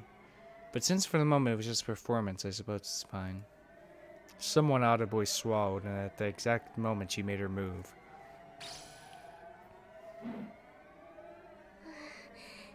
えい、Crash. She had put too much strength into it. Her tiles fell apart. やっぱり無理でございますわね。こんなのなかなかできるものじゃありませんわ。うんうん。でも要領は今のとミオンの解説で大体分かったぜ。ちょっと俺もやってみる。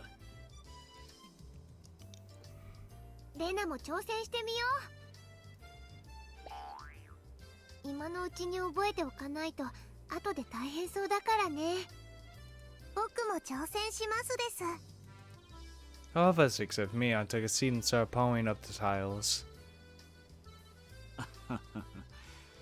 一見するとルールを知らない子供たちが麻雀牌で遊んでるように見えるんだけどね。その実態はツバメ返しの練習だってんだから。私の部員たちは実にたくましく育ってくれたもんだよ。Good cheating kids that can gamble later in life. Remember, 98% of gamblers always quit before they win. My hands and Sadako's hands are about the same size. If she can do it, I know I can too. Of course I can't really use this trick during a real game. We were just playing around, but I was having a good time. I've never done this before in my 100 years of life. 手が不器用になった気がしますわ。悔しいですわね。最初の13杯を持ち上げるのも難しい。はあ。いいかレナ、両手の小指で挟み込むんだよ。そうそう。力を入れすぎると弾けるぞ。かといって力が足りないとうまく持てないしね。その塩梅を得得する。It's very difficult to lift up the first 13 tiles to begin with. Not everyone can get past this stage. Seko was doing well the first time, but she lost her concentration as dropping her tiles now. I took Ketchi's advice and supported the tiles with my pinky fingers and lifted it up. Oh, I did it! 最初の13個をうまく持てましたのです。おお、やるじゃねえか。なんだよ、リカちゃんが一番リードしてるぞ。負けられねリカも器用なのです。続きもうまくできますのですか？なかなか難しいわね。でも誰よりも最初に成功させたいっていう気持ちはある。だって今はそういう遊びなんだからね。続けていくわよ。え。くそ、リカちゃんが一番乗りになっちまうのか。次の入れ替えができればいきなり成功だね。次は牌がいっぱいあるから大変。頑張れなのですよ。リカ、正念場でしたよ。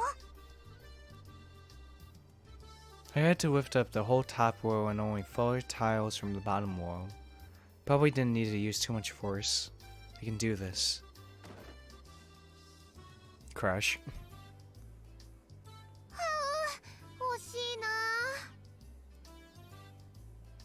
な。やっぱり横に17杯もあるとそれだけで難易度は急激に高くなるね。僕が一番に成功させますです。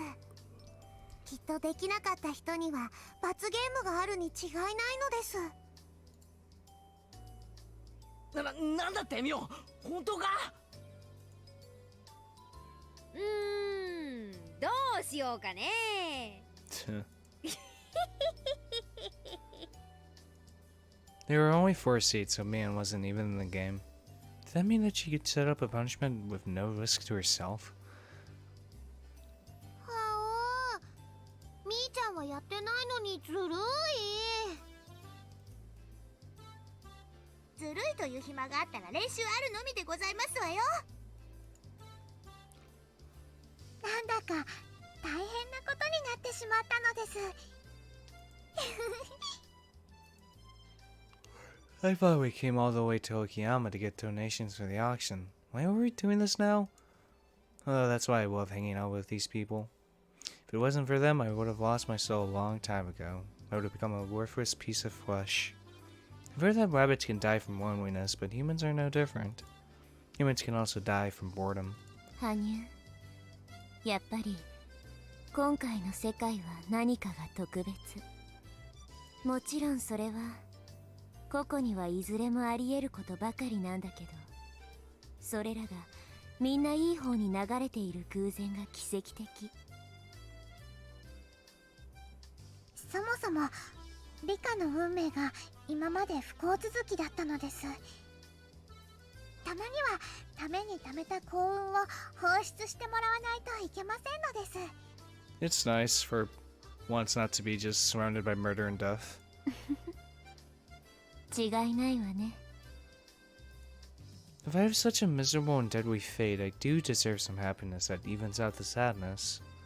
I felt like the luck I've been getting in this life was something that I've been saving up for 100 years. The people I love are all healthy and happy. I also asked Takano to enforce my security. I don't know if she really will, but she promised me.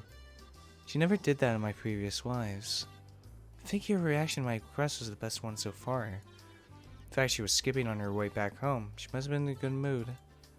I was sorry for breaking the family rules, but I think it was worth it. I told them that their wives were also in danger, but I doubt they really believed that. They didn't seem too frightened by it. I'd have to give them a final warning on the night of Higurashi. If I tried warning them too often, they'd never believe me.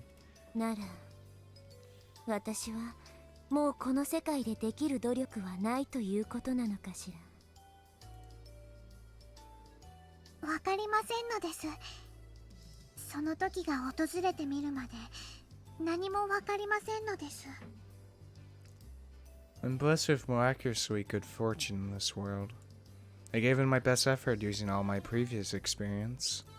But did I do enough? I wish I could have my fortune told. I just wanted something to tell me that I did everything right. Please tell me what my fortune is. And as soon as I made the wish, God granted it to me. Oh. ありゃ、何ですかこれは。You have got to be fucking I said it as a joke, Oshi. God damn it, he really did come from the back. I suddenly heard a low voice. Kechi and Rena dropped their tiles as soon as they heard it. これは大石さんじゃありませんか。勤務中にこんなお店に入っていいんですか。どうもどうもこんにちは。今日は非番ですからご安心を。今日ってところね。今日がどうかしましたか。はて。It looked like Oshi was ordering something from the owner. I wondered what this old guy wanted from a toy store of all places. Man was wondering the same, and she asked him instead of me. いえね、麻雀のマットを丸めてだいぶ長いことしまっていたせいですっかり反り返ってしまったんです。こたつの板裏もすっかり緑の布が剥げちゃってて使い物にならず困ってたんですよ。ほう、雀荘じゃなくてご自宅で麻雀ですか。優雅な休日の過ごし方なことで。大方妙な語呂とトラブルでも起こして出禁でも食らったんじゃありません。まさかまさかご冗談を。公僕たる者は遊戯場でも紳士でなくてはいけません。そんなトラブルなんて起こしませんよ。それはさておき、皆さんも麻雀ですか。若い方は麻雀なんかできないと思っていましたよ。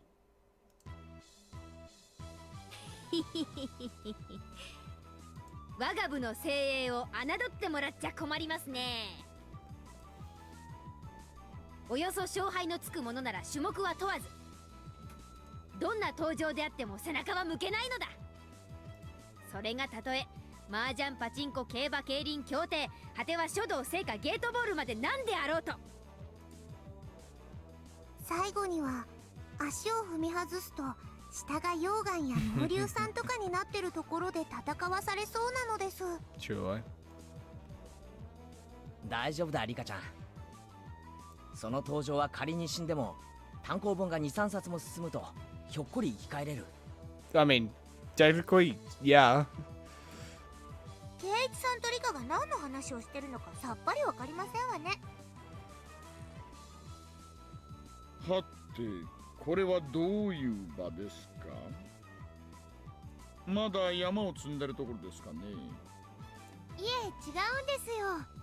ツバメ返しの練習なんですよ。ツバメ返しの練習ですか？いやはや、この人なんだよ。さっきお昼に来てツバメ返しを見せてくれた人は。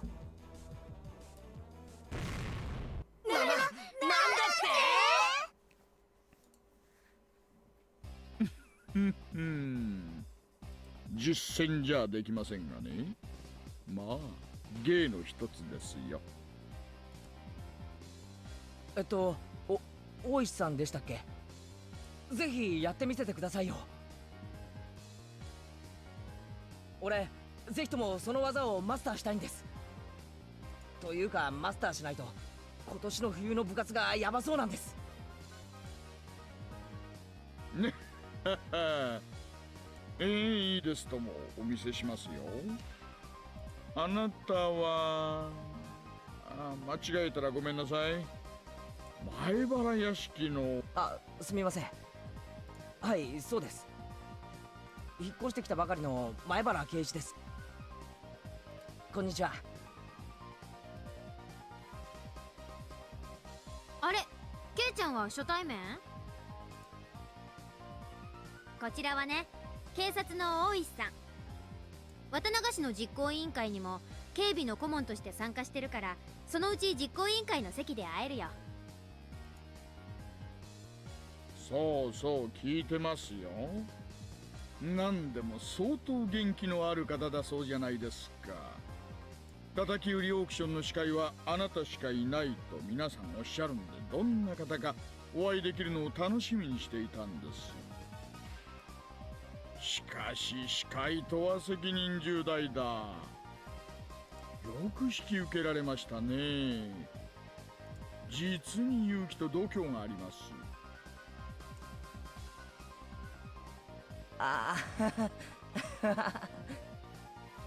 でも引き受けたからには頑張りますんでよろしくお願いします。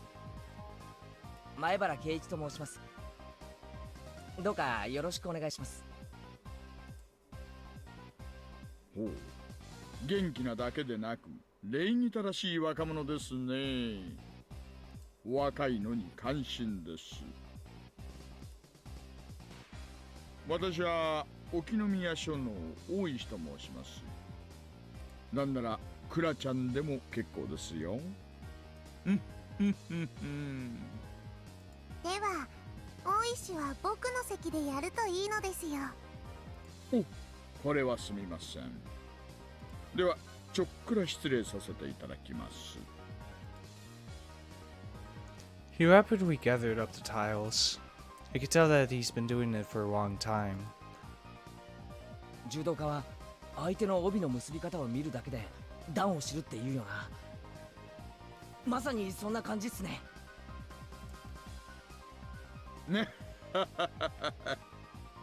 はいを積むだけで褒められちゃうとなんだか照れちゃいますね。はい、では皆さんよろしいですか？参りますよ。それちょっと。 Thud. Swoosh. Crack, crack. All done. はい、こんな感じですね。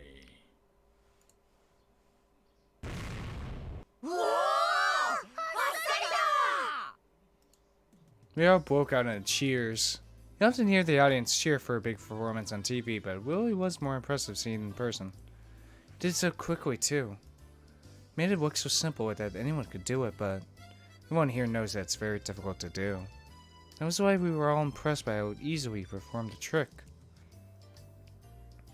はお、すごいすごい、大石さんす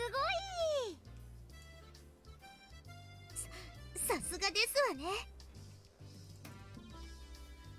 すげえです。マジで感動しました。俺に教えてください。もう一度スローで。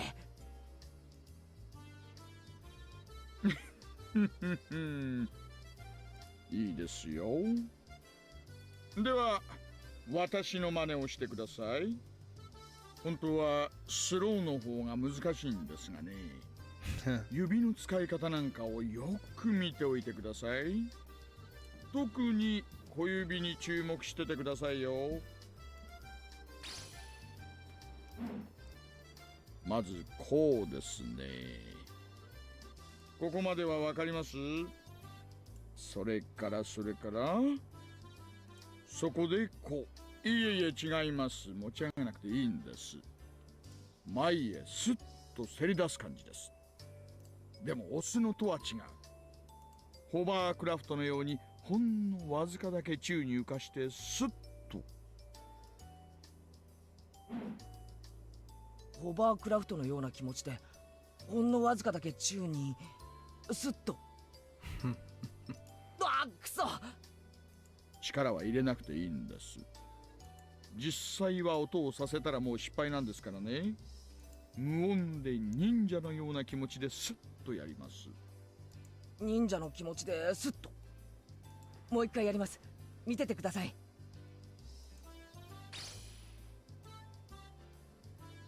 God, it's so interesting how this chapter is really showcasing the other characters in more of a less of a mysterious light and more of an like a positive light, you know?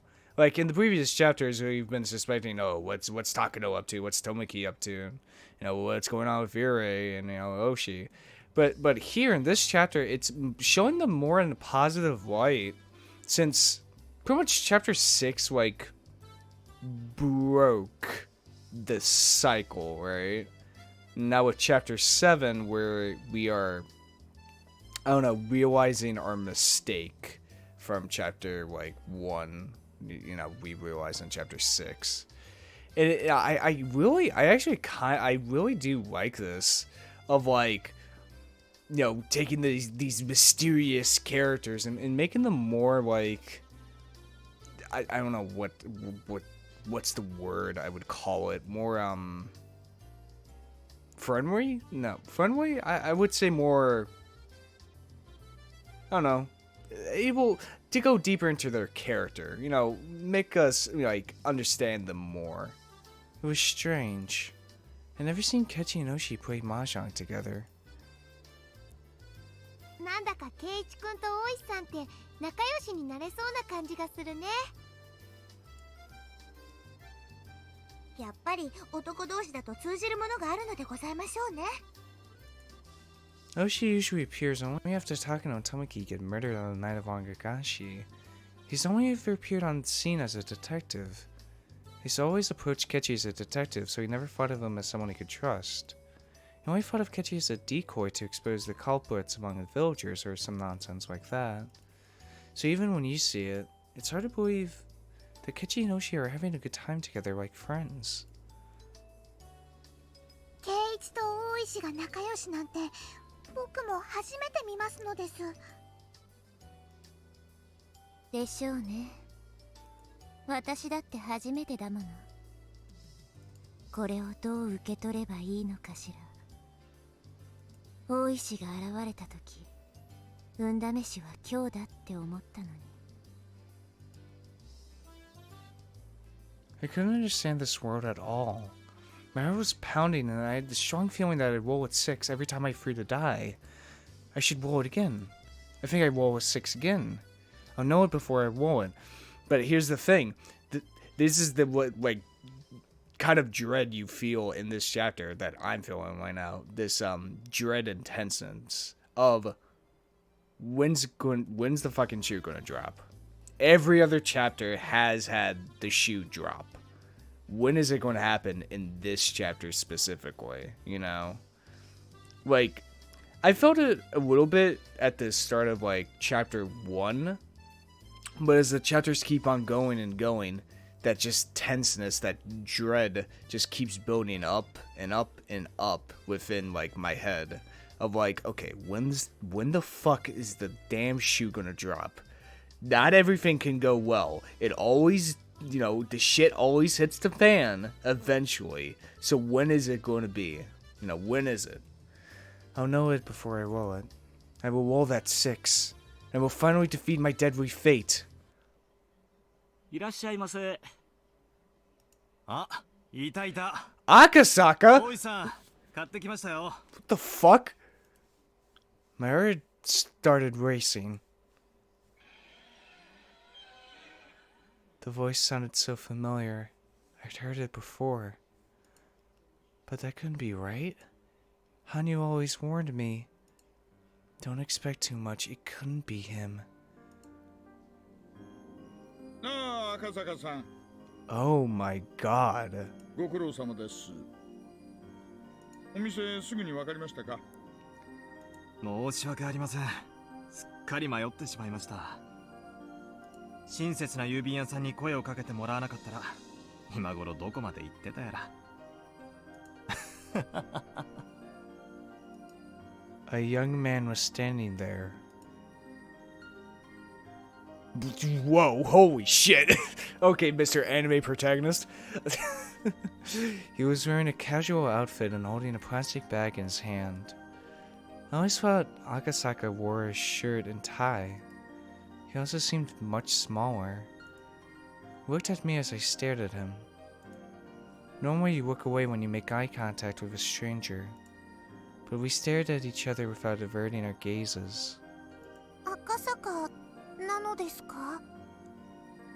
ということは、やっぱりリカちゃんだね。知り合い？ Seriously, what the fuck is going on in this world? 赤坂さん、フルデさんと面識があったんですか？これは驚いた。久しぶりだね。少し伸びたんじゃないかな。赤坂こそなんだかたくましくなったようなのです。 This is Marumu Akasaka. He's a detective from the Tokyo Metropolitan Public Safety Department.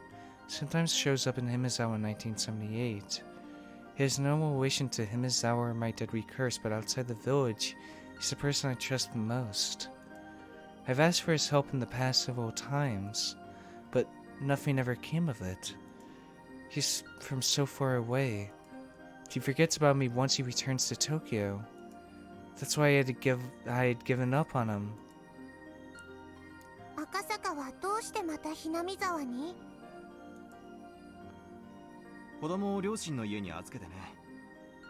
家内と二人で旅行に来たんだよ。What? 家内？ No fucking way. What? うん。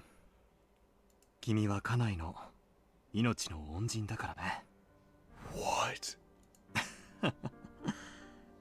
わからないだろうね。赤坂さんはもう本当に素晴らしい愛妻家さんでしてね。Dude, what the fuck? What the fuck? What the fuck? 5年前でしたっけね。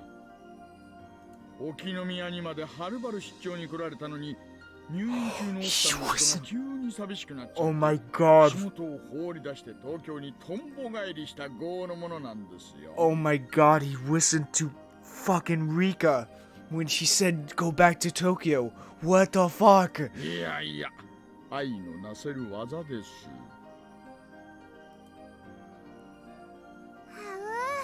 奥さんとラブラブ。なんだかちょっぴり素敵かな。あの時リカちゃんが東京に帰らないと良くないことが起こるって言ってくれたじゃないか。どうしても不安になってね。雪江の病院に戻ったんだ。そしたらその日に屋上への階段で清掃員の事故があったって言うんだ。 The tiles on the stairs were loose. The janitor fell down the stairs and got seriously injured. I knew that was going to happen because I'd seen him lose his mind after hearing about his wife's death in a life I lived a long time ago.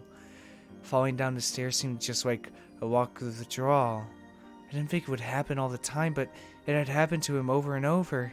So I thought there must be some kind of reason behind it. I guess it was because of the broken tiles on the stairs. If he didn't show up at the hospital that day, his wife would have gone up the stairs. It was her daily routine, but she didn't go because she showed up. Meanwhile, the janitor went up the stairs and got injured. だからリカちゃんはユキエの恩人なんだ。私はそんなバカなって言ったんですけどね。赤坂さんは女房の恩人に間違いないって言って聞かないんです。今回もあなたにぜひ会いたいって強く要望していましてね。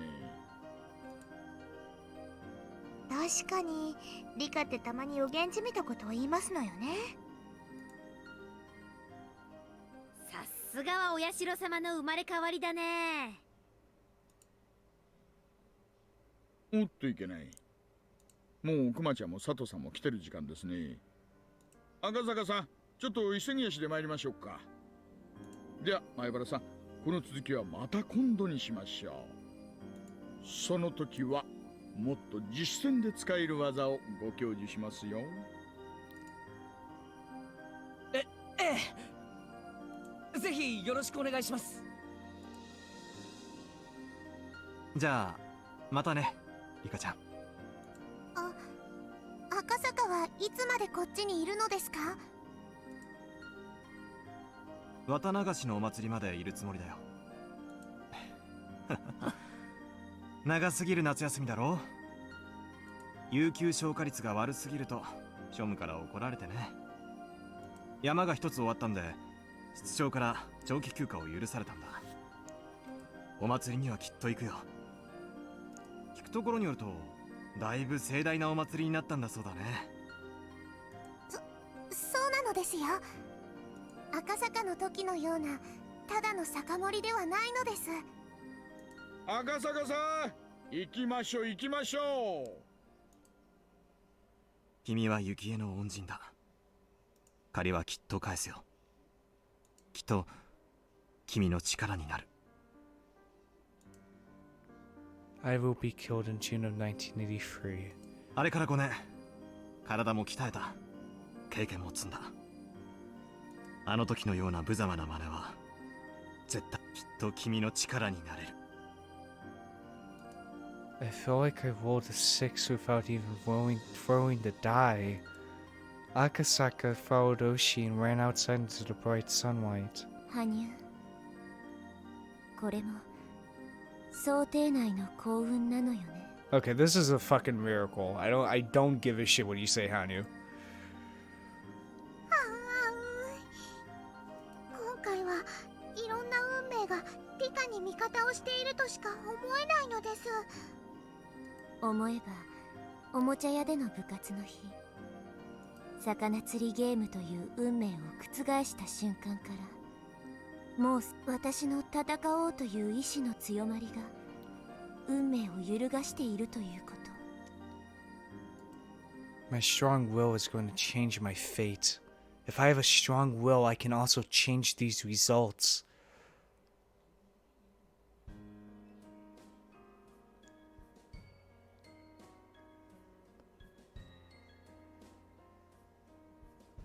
We rode our bikes back home together. I was in a good mood. I almost felt like humming a song. I could feel my deadly fate slowly falling to pieces. I felt like my fate was urging me to move on. Just like the sun and the moon during an eclipse, the wheels of my fortune were perfectly matched for the first time in a long time. This really might have been a miracle. This wasn't like the true miracle of Ketchy Remember in the past. It was good fortune within expectations, but when it was arranged this well, it was enough to be considered a miracle. I couldn't remember the last time I felt so good in June of 1983. My name is Rika Furude. My ominous fate was moving away from me. With each step I took, that deadly fate withdrew further and further. I'd have to stay strong and take advantage of this miracle. I moved forward at high speed. Higurashi was so close. My luck and effort had brought about a miracle, and so I will defeat my fate. 今度こそ今度こそファイトおーなのですよ。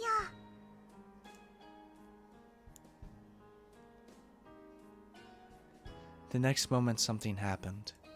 Kechi had accidentally scratched a motorcycle that was parked by the street. Oh god, here we go again with the goddamn delinquents.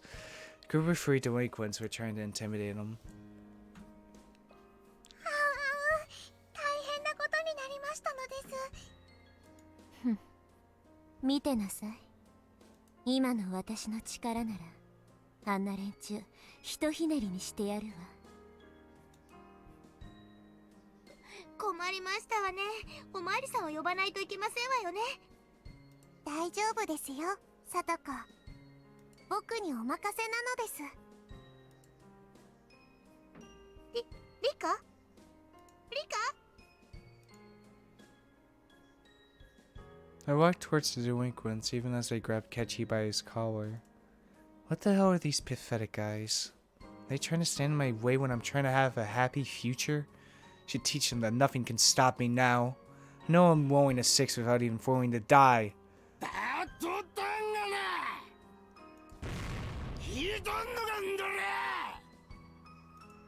They continued to grab Kechi's shirt. Kechi, Mion, and Rena were staring at them with vicious work in their eyes. I got in between them.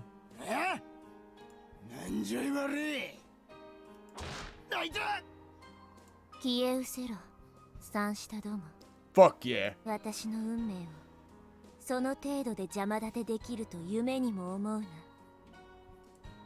I plucked his nose with my fingers again. He never expected that a little girl like me would attack him. He seemed surprised, but he quickly returned to being angry. Then he picks me up by my collar too. リカちゃん、やめなさいよ、話しなさい。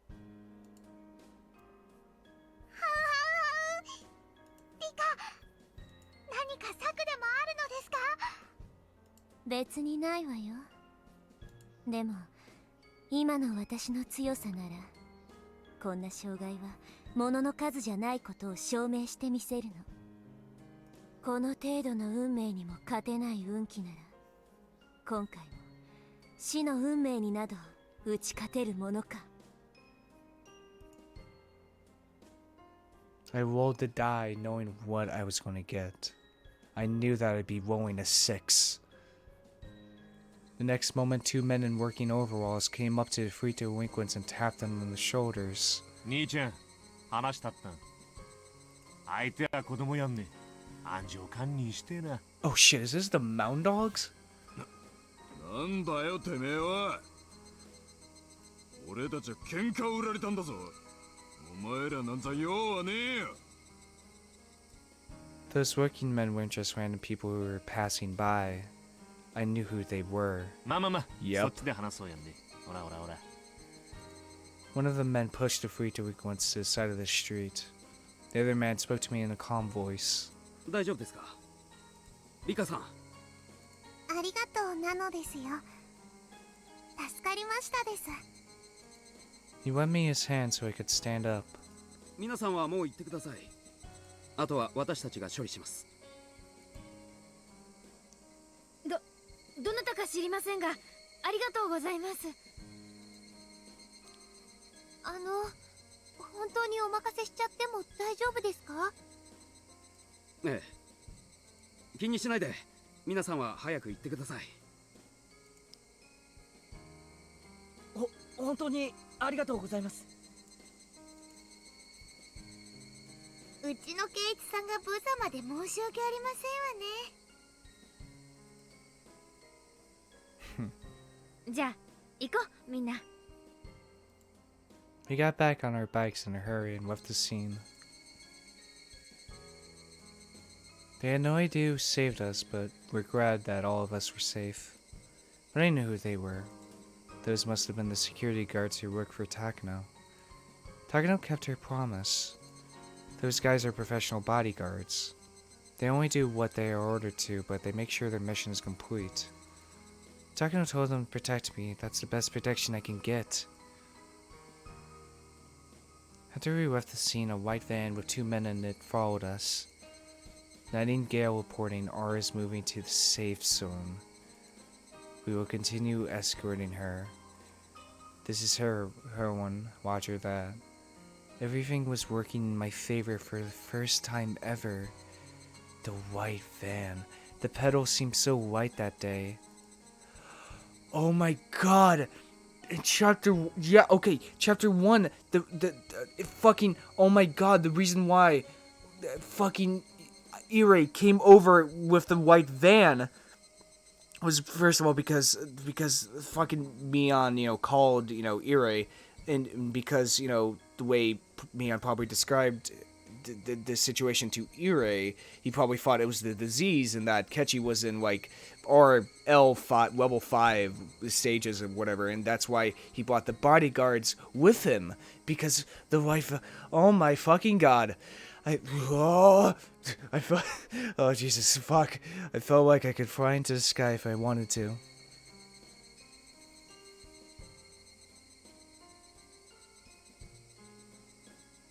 Wow. Wow, holy shit.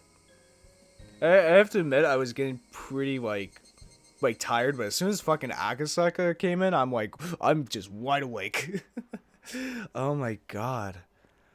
Oh my god. I have to look up that, Tsusumashi Geshi. Fucking butchered the hell out of that name, I know for that. But I need to look that up later. But yeah, everything is going so fucking well. But there's an 8th chapter. This isn't the final chapter. There's an 8th chapter. So that makes me fucking worried. That makes me really worried. This isn't the final chapter. There's one more. One more. So something's got to go wrong here. Something. I don't know what. I don't know what yet. All of the fucking cards are in Rika's, favor. But this isn't the final chapter. There's one more left. So what the hell is going to cause... What is it that's going to, fuck everything up? I think that's the biggest question right now. But yeah, if you guys enjoyed this type of content, hit that subscribe button. If you liked it, hit the like button. When tell me something, put it down in the comments below. When check out the Discord server I hang out in, or my Twitter, check the description below. And yeah, this has been Voidlego. I'll see you guys next time. See ya!